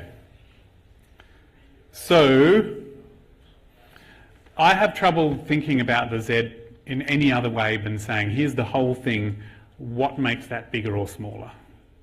And that's the only way I know how to do it. Other people have other methods with this C or whatever, but I just think, well, let's think about what all the z's could be and how that gets bigger or smaller depending on which one, and I'll just pick one that makes it the biggest. Okay. What time is it? Whoa, man! Oh, man. You know, you're guaranteed to have something on Taylor series in the exam. Like, there's no way around it. So it's good to talk about it. You know, drawing conic sections, who knows if that's going to be there? And I do have some other videos on how to do that. Conic sections with greater than 2 variables. I think I had one on that too. If people had to pick something off the board there for me to talk about, because I will stop in about half an hour because I'll need to eat before I go to the Maths Learning Centre, what would you pick? You don't have to have consensus. Someone say something.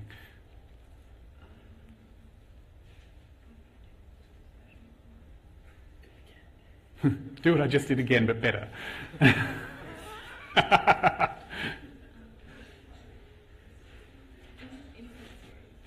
Sure, let's do the infinite series. All right. That's all right. Everything that's there has some revision seminars on the website. You can always watch that. And I'll be in the Maths Learning Centre this afternoon, so I can do it live there. Okay, so the other way of dealing with the fact that functions aren't polynomials is to not stop your Taylor polynomial, which is what we did before, and do it forever. So we have our magical mathematical elves who are able to do our Taylor polynomial forever, and we let them do that. And then we go, cool, we have now this forever Taylor polynomial, which we call a Taylor series.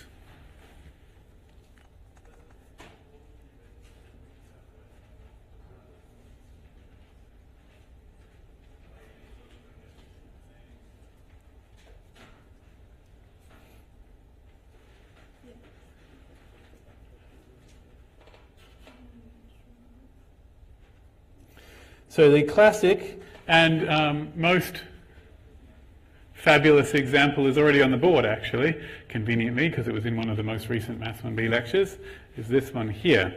So I'm going to write it in its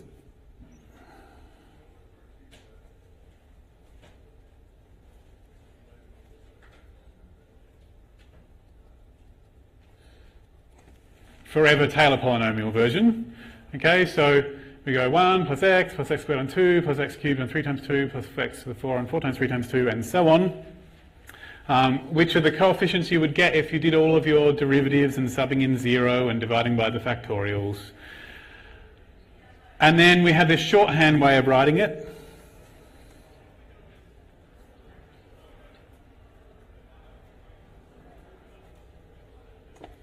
Like that. So this thing with an infinity here, we're going to have to think about what the hell that means. Okay? So we know what it is when we stop, from 0 to 7. And then you just go up to x to the 7 and it would be the 7th Taylor polynomial. But what we don't know is what it means to go on forever. Right? We can write ... dots all we like and we can imagine what that might turn out to. But mathematically we have to think, what does that even mean? And so temporarily when we're thinking about these Taylor series, we have to temporarily stop and think about any possible series. So we can think about what it means to say this go on forever.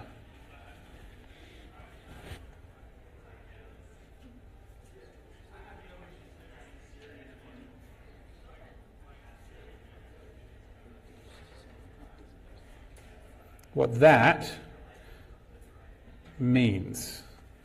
And so we're going to have to think about these infinite series in all their various forms to have a good understanding of what it means to do something to infinity, and then we can come back and go, yep, I'm all good with this whole infinite Taylor series thing.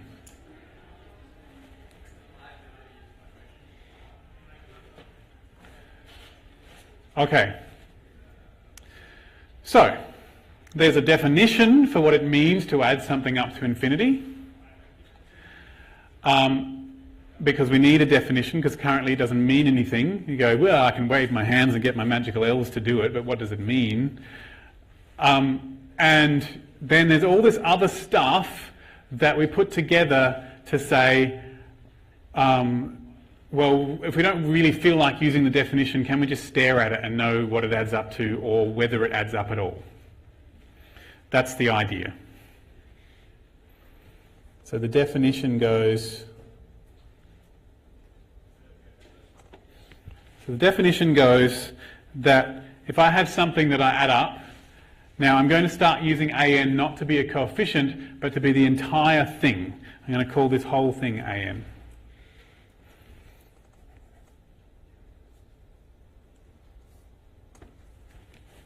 Right, what that means is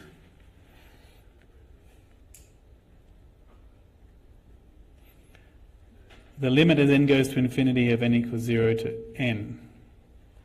You don't have to start at 0, it's just most of them do. And the reason they start at 0 is because, well, look, we started at x to the 0 in our Taylor series. So that's why we're so interested at starting at 0. So what we do, what that means is you have like a running total. They call this the partial sum, but I call it the running total. Okay, so your series might be, you know, 1 plus a half plus a 6 plus a 24th plus a 1/20th plus and so on. And your running total is what you've added up so far. So you can imagine going, this is how I imagine it, I'm going like a step of 1 and then a step of a half and then a step of a 6 and a step of a 24th, and where I'm up to is the running total. And it's as long as that running total has a limit and approaches something, that wasn't on the video, sorry for those who aren't here, as long as my running total approaches something, then I declare that to be what it means to add it up to infinity. So 1 plus a half, 1 plus a half plus a 6. So it's 1.5. It was 1 point.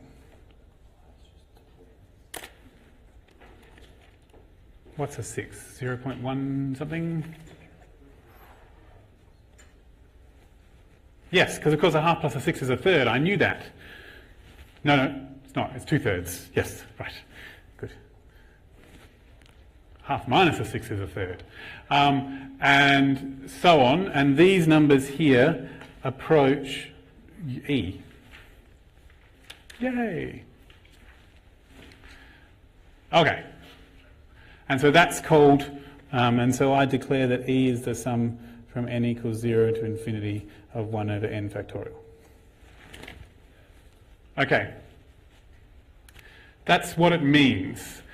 But you wouldn't want to have to do that for every single possible series, and so we will need to have methods that just say, hey, because of the people who have trod this path before us, we know that the answer is this, this, and this.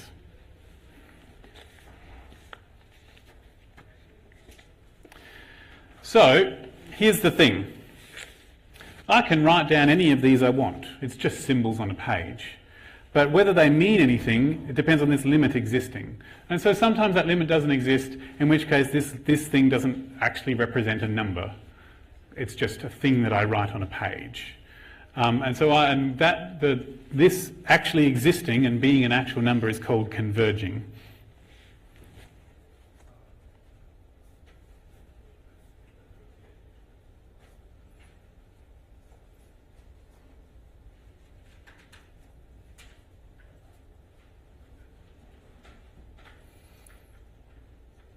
And so if that existing, I mean, as in what I mean, the limit existing, is what's called converging. So if this thing converges because it's equal to E. But other things don't converge and they're not equal to anything. They're just not a number. As an example.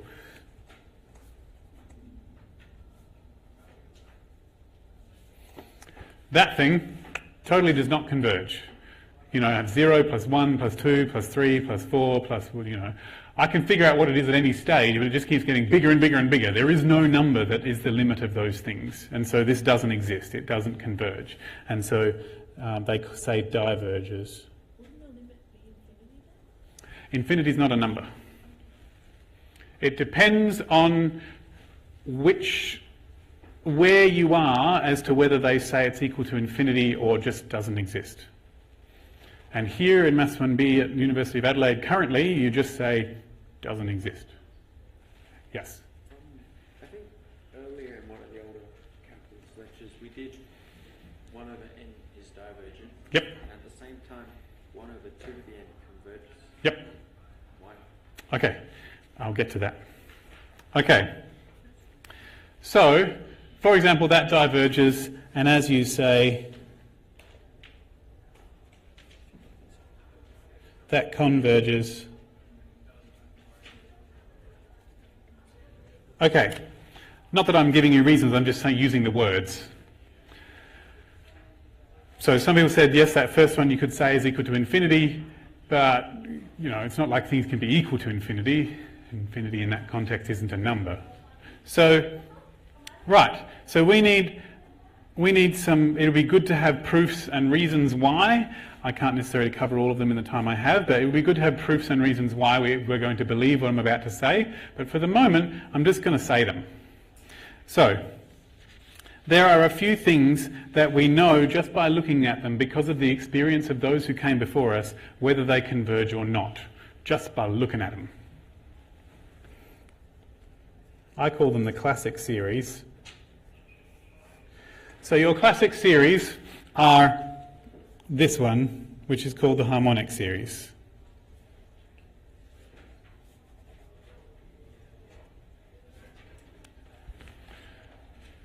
So like a 1 plus a half plus a third plus a quarter and so on, and that diverges.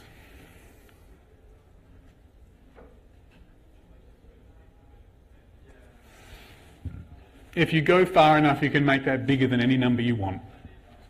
You know, suppose I want that sum to be over 1,000, then, I mean, not going to infinity, then I just have to add it up to a big enough number and it will be above 1,000. I'll have to go a long, long way, but it will. If I want that number to be over 1,000,000, I just have to add it up far enough and it will get bigger than 1,000,000. It will do that extremely slowly, but it will get there. So I can make that bigger than any number I want, which means that sum doesn't exist. It just keeps getting bigger and bigger. It gets bigger and bigger really slowly, but it just keeps going. And you can prove that by taking them in groups of, you take the first two, the 1 and then the next 2 and then the next 4 and then the next 8 and then the next 16 and then the next 32, and you end up adding up a whole lot of 1s. And so it ends up being just 1 plus 1 plus 1 plus 1 plus 1 forever. So that's the harmonic series. And most of us don't ever even consider the proof for why that diverges. We just believe the people who came before us and go, harmonic series, diverges, bang. And it doesn't even have to be a 1. Any number there will do. You know, 17 on n, that diverges because it's bigger than 1 on n. And, you know, a half on n, 1 on 2n, that diverges too. You know, it's just half as big as the other one, but half of infinity is still infinity. And so it just, yeah, yay! And then basically the rest of them that we know about are all Maclaurin series. So if no matter what this x is, so your geometric series looks like this, like that. And it'll have a number in that position where the x is. Okay, it'll be like a half or 2/3 or pi on 7 or whatever. And the geometric series will have a number in that position where the x is, and it converges depending on what the value of x is. So if the absolute value of x is less than 1, then it converges. And if the absolute value of x is greater than or equal to 1, it diverges. And even better, this is one of the few series that we know what it converges to. Okay, there's all these tests that allow you to tell whether something converges or not. So yes, there is an answer, but very rarely do we know what the answer actually is. But with geometric series, we know what the answer is. It converges to 1 over 1 minus x. Sorry? The proof to that? I can show the proof to that, if you want. Okay, it converges to 1 over 1 minus x. I will get to that. And then the other classic series are all Taylor series. Like they're all Maclaurin series. Like the one for e to the x is a classic. You can just look at it and go, it's e to the x, converges. Sorry? Oh yeah, there is the alternating harmonic series.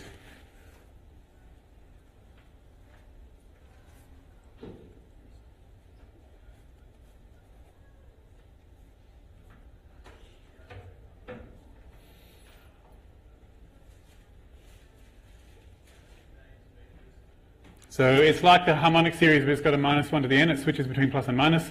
It doesn't have to be an n. It could be an n plus 1. As long as it switches between plus and minus, it'll be fine. And again, it could be a 2n on the bottom. So the alternating harmonic series converges. We don't currently tell you what it converges to. I believe this one, I can't remember whether it's plus or minus. It's like pi squared on 6 or something like that. Oh no, that's on n squared. Sorry, damn it. It's like ln2, I think. Yes, it's ln2.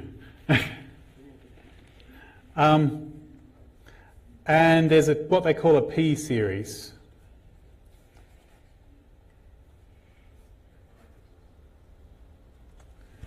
So it'll be like 1 on n cubed, or 1 on n to the half, or 1 on n to the 1. Like those things there will converge depending on what p is. So if p is less than 1, this is for positive p, right? Then it diverges, sorry.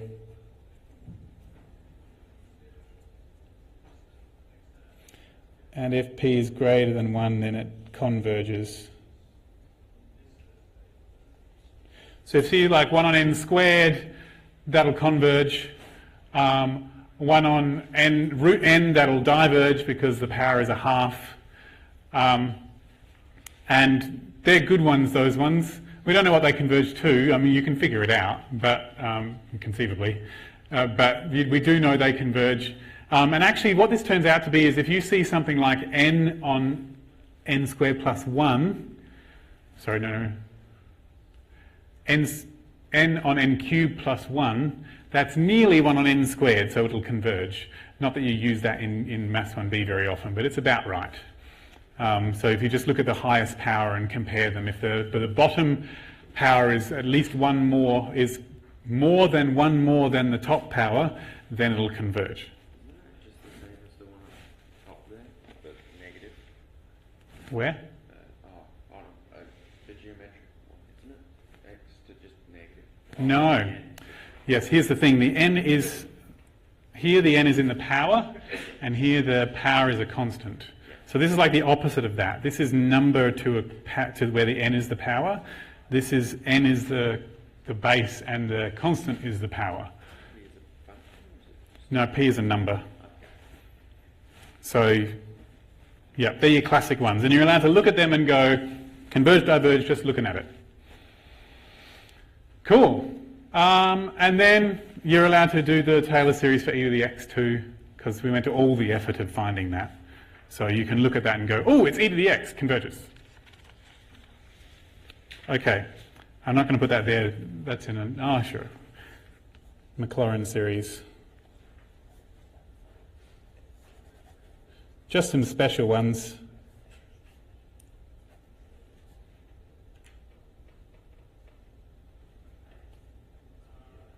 Okay. There's one for sine and cos as well.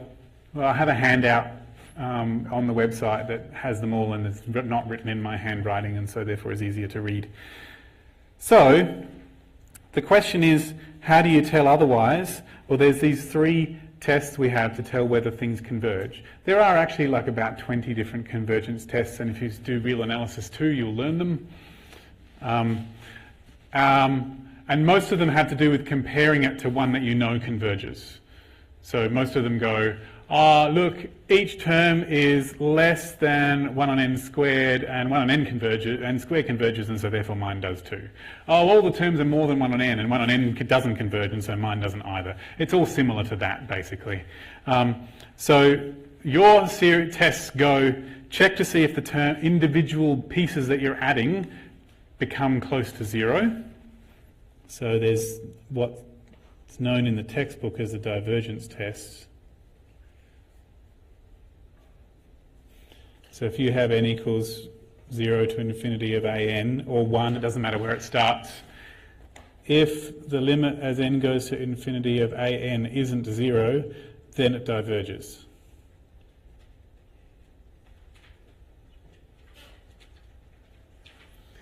If the limit is 0, then you don't know.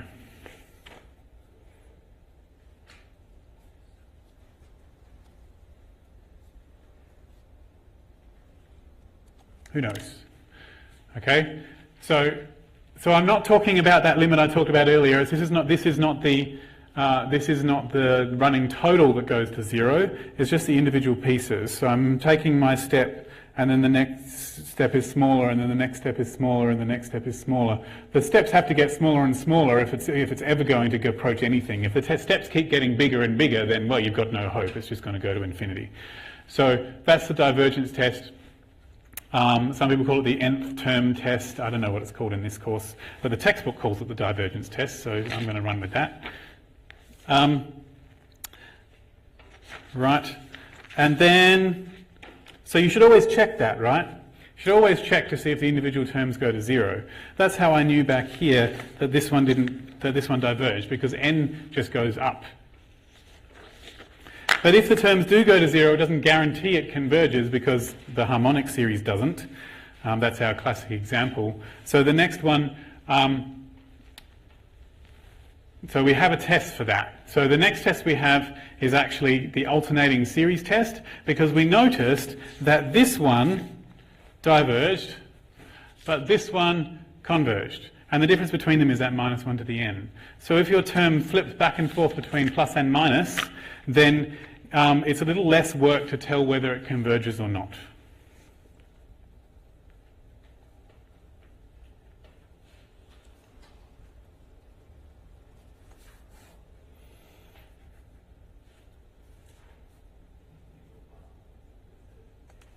So if your terms have a minus 1 to the n in them, and then there's another bit that doesn't have a minus in it, that it's always positive, then what you can do is you can just look at the positive part and tell if that goes to 0, and as long as the positive part's strictly decreasing at some point somewhere further down the line, you can say, oh, after n equals 10, then it's strictly decreasing, then it's definitely going to converge. So there's two pieces. So step 0 is it's an alternating series. It has that minus 1 to the n, or n plus 1. Step 1 is the terms have to go to 0 as n goes to infinity. And step 2, the terms have to be strictly decreasing at some point. After some n, bn plus 1 has to be less than bn. So the next term has to be smaller than the term before it.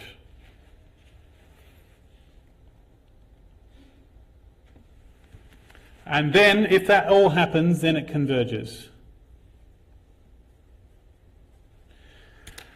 I'm pretty sure, I mean, obviously you need that to happen for it to converge at all, because of the previous one, but I'm pretty sure that if number 2 isn't true, then you don't know whether it converges or not. It still might after all. I could be wrong about that, but I don't want to say it one way or the other because I don't know. And then the last test is the ratio test. So see this idea here about each term being smaller than the one before it? The ratio test is about that too. So the ratio test goes,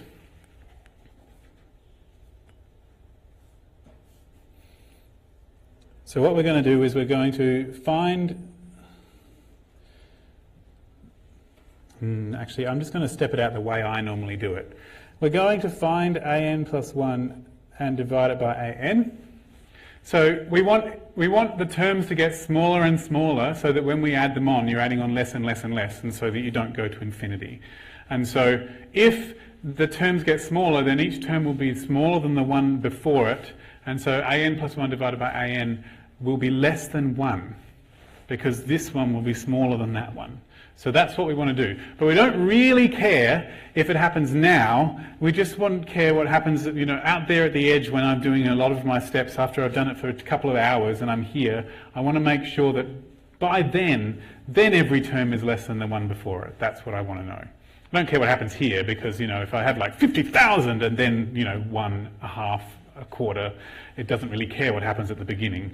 So that's all I care about. So what I'm going to do is I'm going to do the limit of this. I'm going to calculate this. And then I'm going to do the limit of that. And it'll come out to an answer, hopefully. If it doesn't exist at all, then you're stuffed. Thank you. I need the absolute value of that, because I don't care about the plus or minus, because I just care about how big the answers are. Thank you, Arthur David. And depending on what that answer is, will tell me whether it converges or not. Well, will tell me whether it converges or whether I don't know. So if L is less than 1, then it converges. And if L is equal to 1, you know, who knows, it tells me nothing. And if L is more than 1, then it diverges. Yep. And if the L was equal to 1, that's usually an indicator that you should have checked to see if the individual terms go to 0 to start with.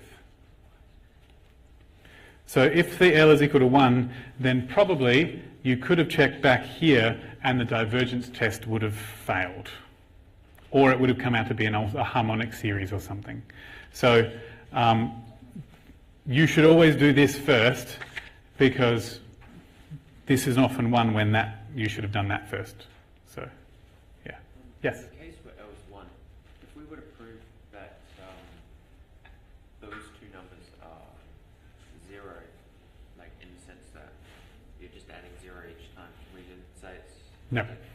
No? Because 1 on n, right,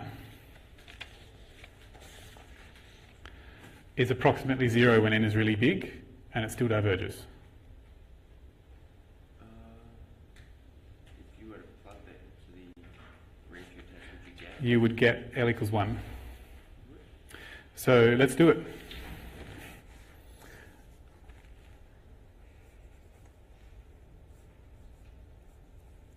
So an is 1 on n. An plus 1 is 1 on n plus 1. So an plus 1 on an is 1 on n plus 1, 1 on n, which is multiply top and bottom by n on n plus 1. And the limit as n goes to infinity of an plus 1 on an is the limit as n goes to infinity of n on n plus 1, because that's positive anyway. And n on n plus 1 is approximately 1 when n is infinity. If you really want to do it properly, you're supposed to divide the top and bottom by the biggest power of n that you see. So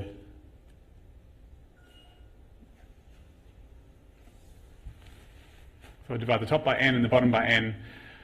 1 plus 1 on n, well, 1 on n is 0 when n is infinity, and so I get 1 on 1, which is 1, and the test is inconclusive. It tells me nothing about whether that converges or not. All I have now is to go back on the wisdom of the people who came before me and say, oh, well, you know, the harmonic series diverges, so I shouldn't have done the ratio test after all. So no answer. So I just recommend, if you see a polynomial, like a rational function polynomial over polynomial, to check what the limit of it is before you do anything. Okay. So these are the 3 tests. And the ratio test is extremely useful, and essentially you're comparing it to a geometric series. Okay. So, there are examples in other videos of how to do the ratio test. I don't have time to do it now. But the idea is that once you've calculated a series, then you can look at it to tell when it whether it converges or not. And if you've got a series that's got an x in it, you're going to have to decide which x's make it converge and which x's don't. And that's called the interval of convergence. Yeah. So, and the way you do that is you do this ratio test. And you go, oh, well, when I figure out this limit, it comes out to this formula in terms of x. And in order for it to converge, that formula has to be less than 1. So that tells me the x's that will make it converge. Yeah. So that's the idea. There is a whole seminar on intervals of convergence, but the essential part of it is the ratio test. You're just doing it with an unknown in your formula, that's all. Yeah. So if I had advice on how to make decisions about whether infinite series converge, my advice would be to attack them in the order I just presented. So look at it and go, is it one of the ones I recognise? Oh, alternating series, cool, it diverges and you don't need to do any more work than that.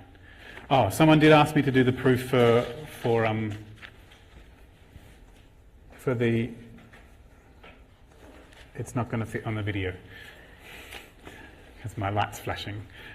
I have done that proof. I will do it. It will be cut off. And for those of you watching, sorry, but those of you here, you can see it. The proof of the geometric. Okay, so we have something like this, right? So we want to show that that exists when x is less than 1. And the only way we can prove that without using those tests that we have, which were sort of created, like the test for, the ratio test was created based on the geometric series, so you can't use that. But what we can do is we can always go back to the definition of what that even means. So we can do the running total. Whoa, that is so not a sum sign. Like that. That's not an n, that's an n.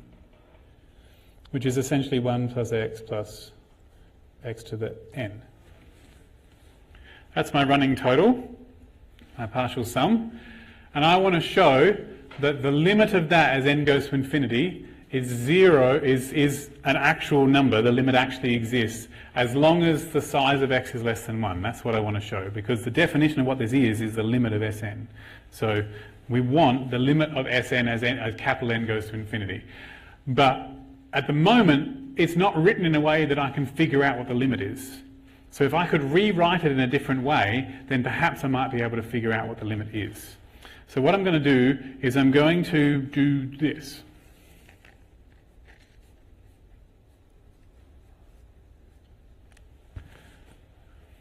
The reason I'm doing this is what I'm going to try and do is create an equation that will tell me what Sn is. So I'm going to try and find Sn in the formula here in a different way. This is probably not the best plan what I've done here, but it's one of the possible ways. No, I'm going to do it a different way. And can I rewrite this to have the term before the one I've just got up to? It's useful to have the first two and the last two. So what I'm thinking of is that this bit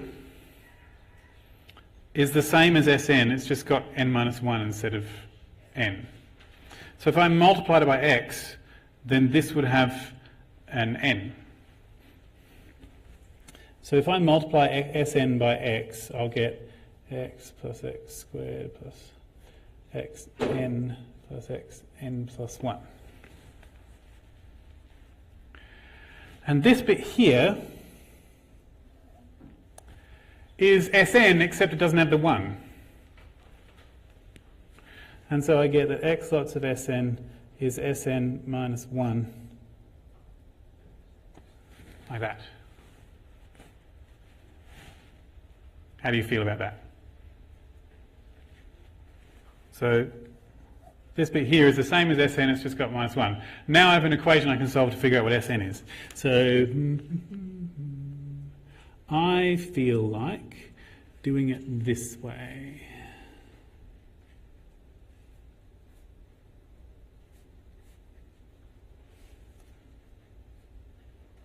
I've moved both of them away from this side. They've ended up over here, but the other way around. And I've moved this one over here. And so I get 1 minus x to the n plus 1. Like that. Because they both have an s in them, so I just took it out. And then if I divide everything by this,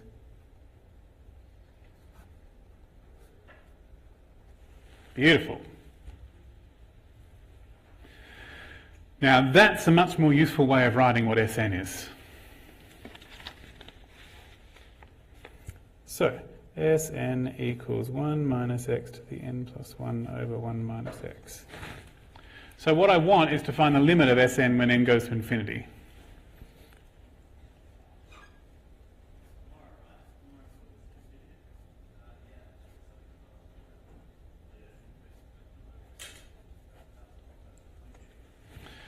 Cool. So the only part of this that has an n is this bit. And so that's the bit I need to worry about when I do my limit. So if the x was like a big number, then x to the n plus 1 would just get bigger and bigger and bigger as n got bigger. And so I'd end up with like this minus infinity on the top, and that's not going to work. And so I need the x to be a small number. So I want to know, I'm going to need to know what this is. I need to know the limit as n goes to infinity of x to the n plus 1. That's what I need to know about. I need that to exist. So it turns out that if x is less than 1, then when you do a really high power of a number that's smaller than 1, you'll get 0, get closer and closer to 0. If you start with a half, then a half to the power of 500 is 1 over 2 to the 500, which is very small. And so this exists when the size of x is less than 1. And in fact, and then the limit as n goes to infinity of x to the n plus 1 is in fact 0. And so therefore we get the limit as n goes to infinity of Sn is the limit 1 minus x to the n plus 1 over 1 minus x. And that is going to 0, right?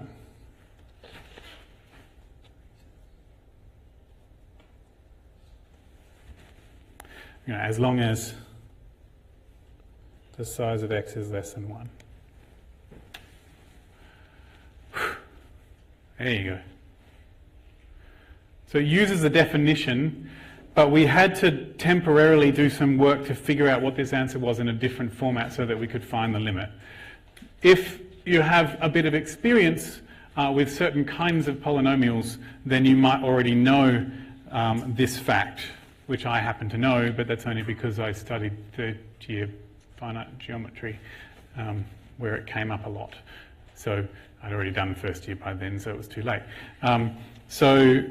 That's the proof. I don't know if anyone will ever ask you to reproduce that proof, but the point of this story is that I can really only prove things about what the actual sum is if I use the original definition of what it means to have an infinite series, which is adding up all the running totals, like doing the limit of the running total.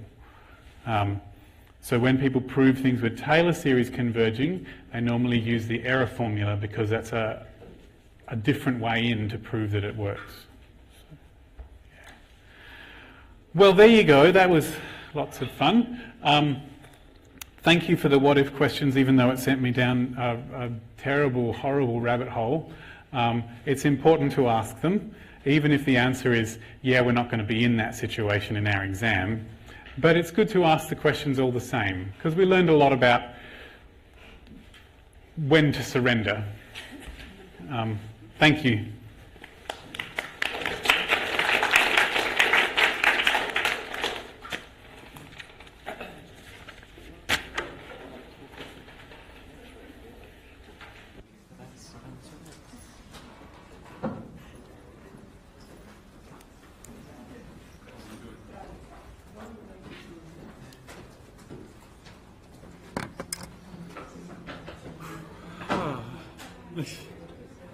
Thanks for the questions. They were good questions. Find the bin. Aha.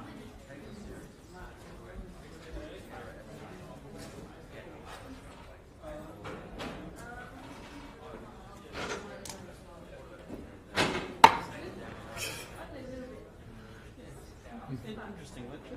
Thank you. Made a little more entertaining. You never know what's going to happen. One day I will get a really good one and it'll be nice. But hello. Okay, so I want to ask about the Taylor series. When we did the remainder, why is it that mod r is less than or equal to the remainder, even though z can't be? Yeah, sure, totally should be strictly less than. It should be shouldn't strictly less than it. I think it could be because. No, you're right. Should totally be strictly less just than. strictly less than? Yeah, I think you do it. It's just your way of going. Oh, I can't remember if I'd been careful about whether there's something further in. I think in the situations where the maximum doesn't happen at one of the two ends and happens somewhere in the middle, Then it's less than or equal to. then less than or equal to is your best plan. But then if it is on the ends, And it then has it's to be strictly less than. Yeah, Oh, okay. that makes a lot of sense. I'd never thought about that before, but that's a great thing. Yeah, that's a very good idea. That's clarified. Yeah, you're right. Should be strictly less than. Alright. But most of the time, less than or equal to doesn't really matter. But you know, because you're being approximate anyway. Okay, so it's not exactly something you deliberately get instructed in. No, but you're right. It should totally be strictly less than. But strictly less than is included in less than or equal to. So you're just hedging your bets. Alright then. But that was very clever thinking, though. Okay. Yeah, if there can't be zero, then and zero is where the maximum is, then it has to be strictly less than that. Good thinking. Alright, thank you.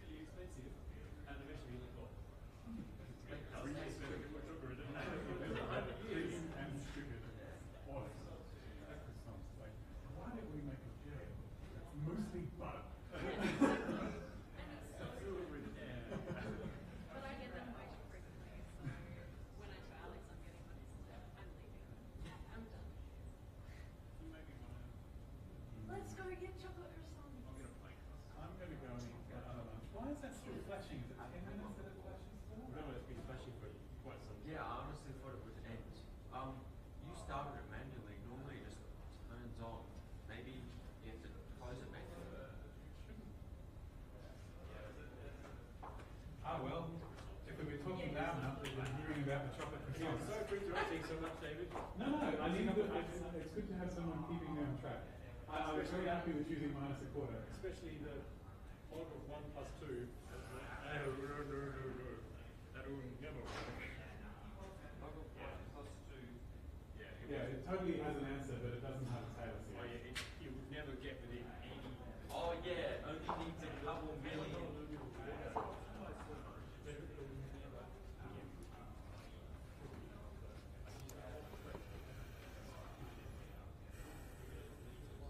Hello, Lyra. Hey, I was just walking past. I was looking for a place to sit and do my work. I saw you giving a lecture. I was like, this seems like a good place. Sequences, like infinite sequences and convergence is hard. Yeah. I think there's just a lot of stuff to do, right? Yeah.